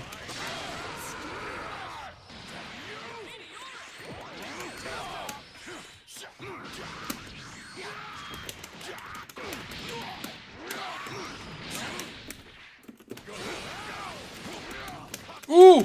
Yeah, he got me. Damn. This will be over soon. Enjoy oblivion. Speak on.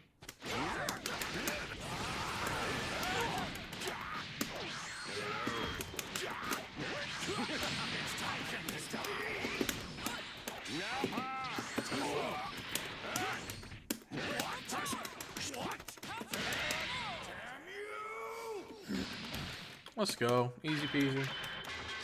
You know, I thought this would be more entertaining. Guess I was pretty far off on that.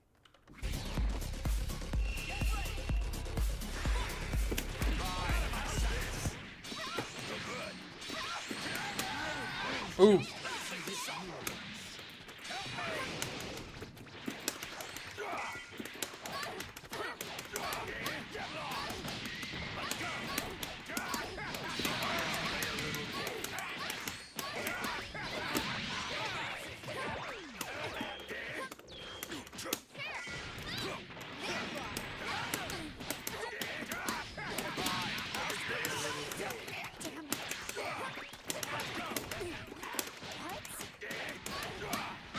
Bro, locked in.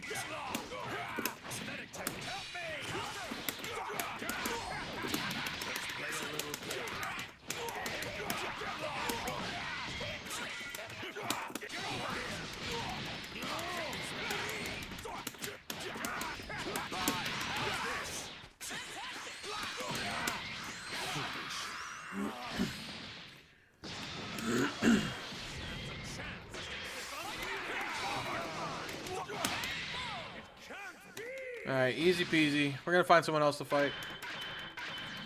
You plan on taking us on with a power level like that? You're way out of your league. Brace yourself for the coming battle.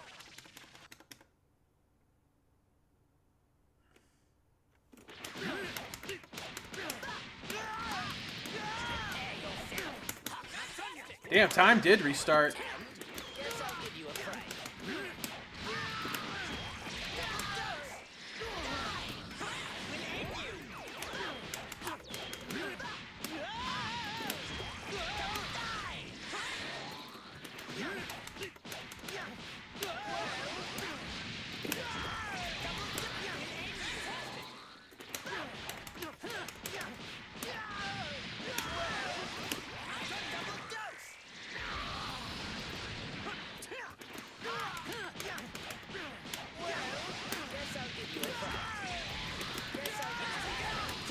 Huh. How do I convert that? How do I convert that?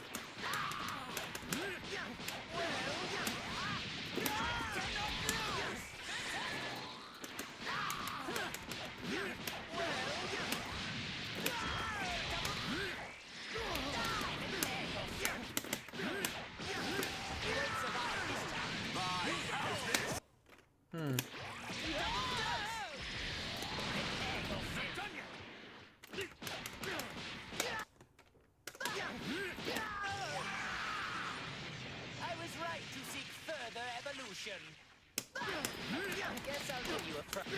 Guess I'll give you a fr. You won't survive this. The vacuum of the You think up there?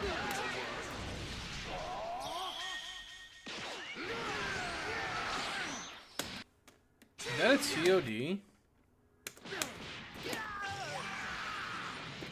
I was right to seek further evolution.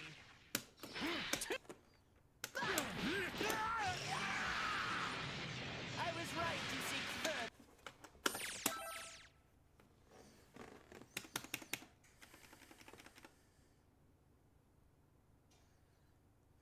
Did you make food, baby? Here comes a mighty warrior. What are you making? Ooh, for you? I can't eat a whole pizza anymore. Oh. Old. I thought you made Costco pizza. I'm waiting. Are you ready? You are with me.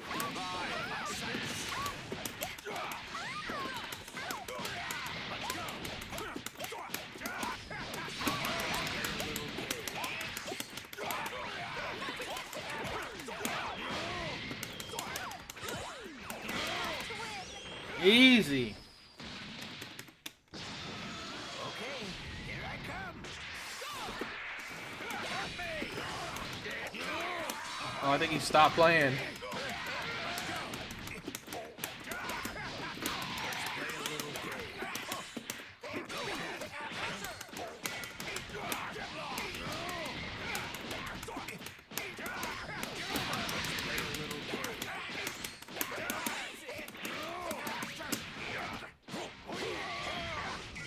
Ooh, the Master Roshi combos.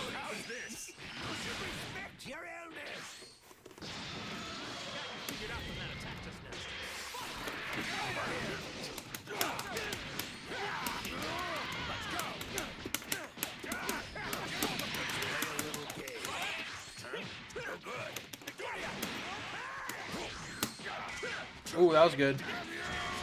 Loops.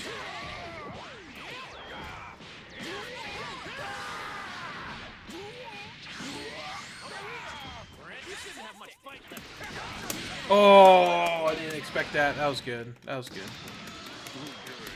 Now I can have some.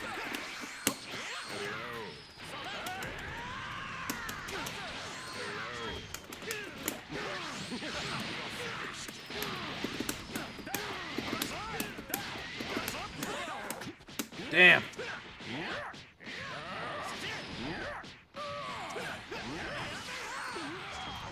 Is that all? No way.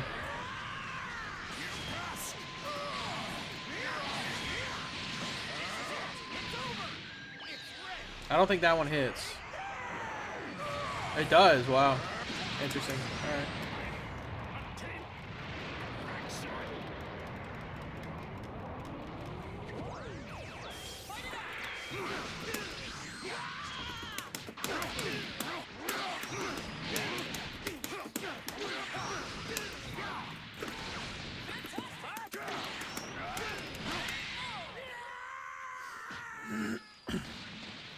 Easy.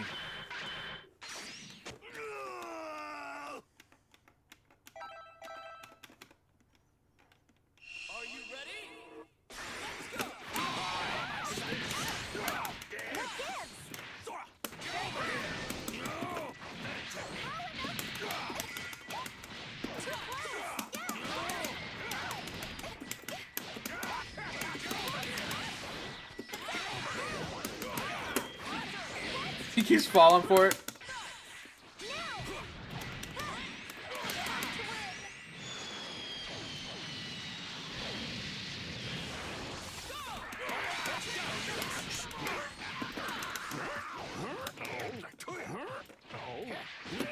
That was a good cross-up.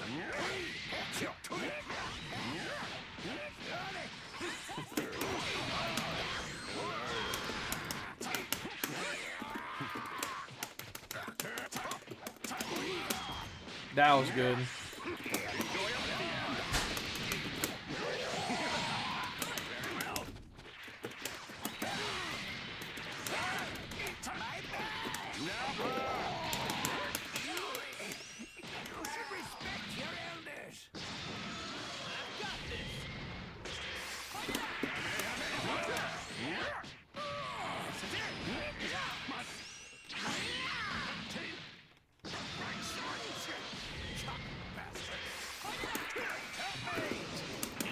Oh, should have waited.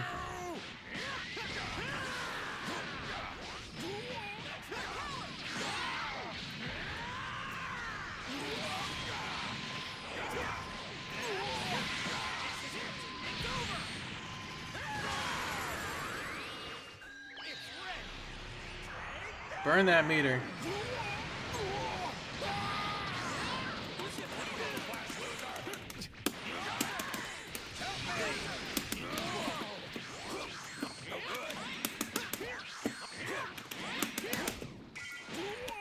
No way he hit that far.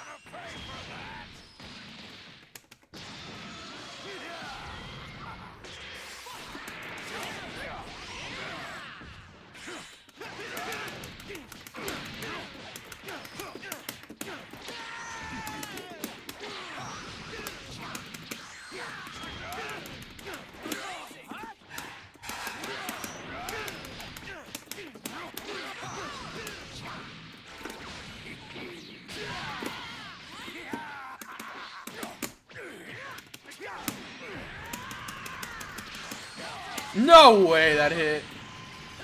That's crazy. Into a level 3. What? My level 3 didn't come out, so I would have won if my level 3 came out. Thank you, baby.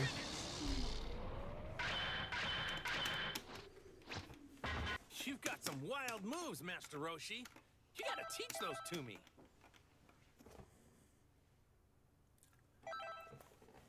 All right, Digibot's going to tweak and publish a tool. All right, brother. Yo, Digibot, thanks for showing up, brother.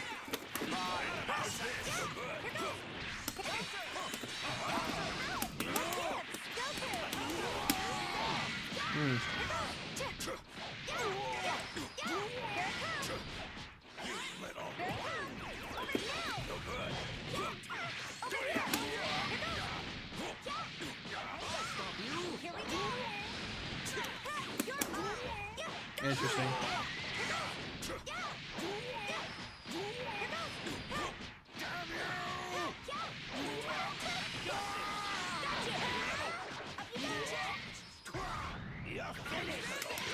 What?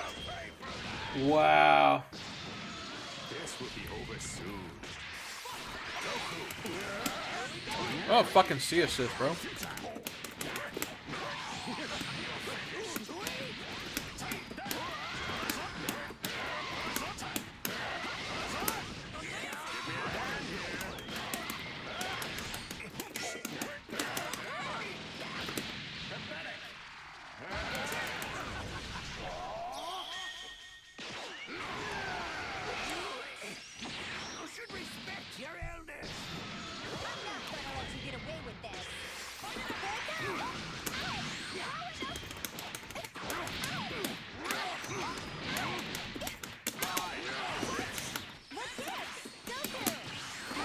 No.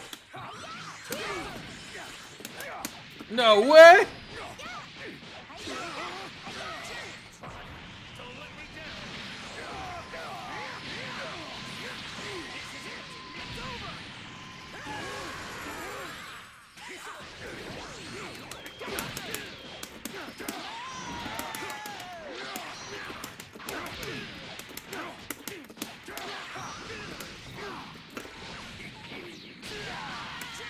You think a barrier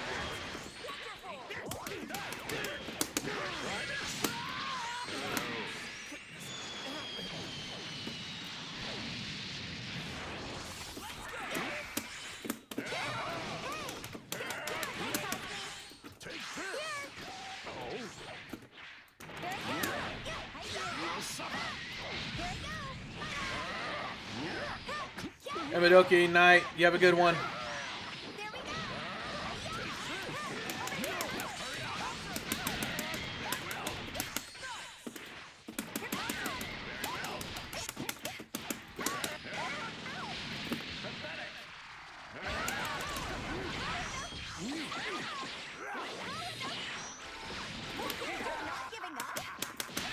Oh, they thought they were gonna fucking...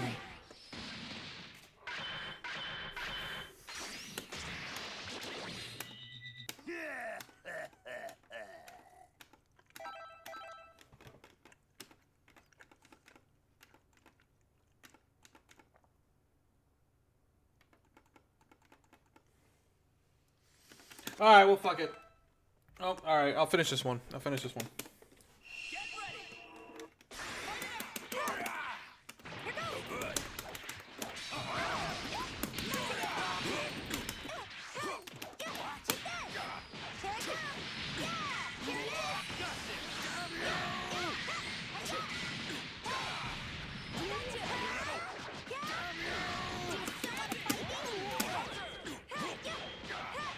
Damn, stick on my Nappa.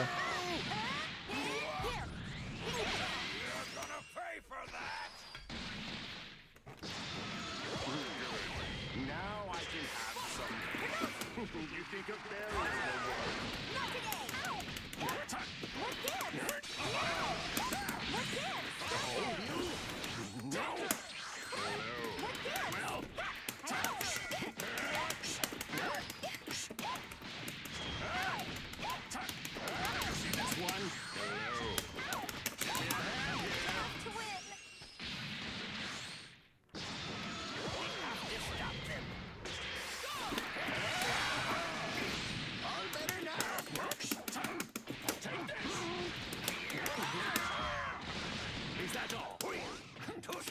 Oh, that was good.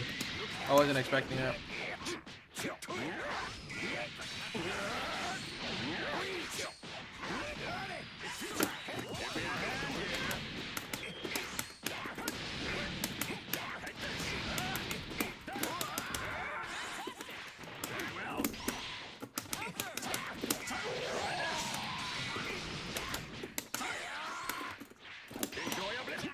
No, I fucked up.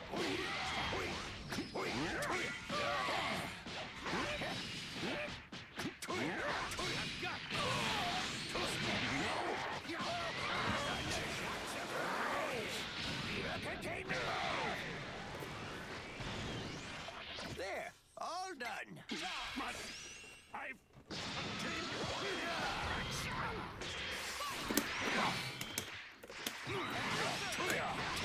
Time to end this.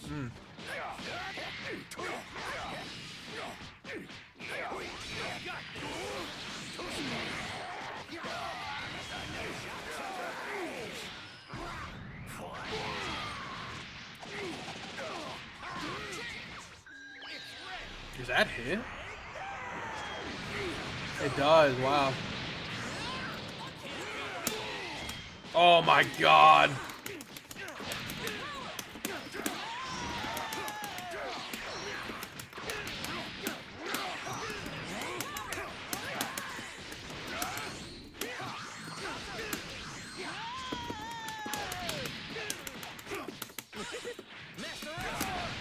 No.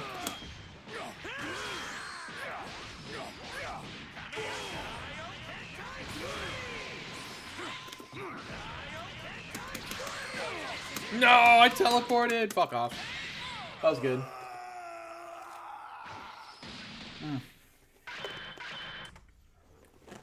Alright, guys. I am out of here. Do appreciate everyone who stopped in. Yo, Squid, thanks for the $5. Guys, thanks for kicking it. I will see y'all on Monday. Y'all have a wonderful Sunday. And, yeah. Peace out.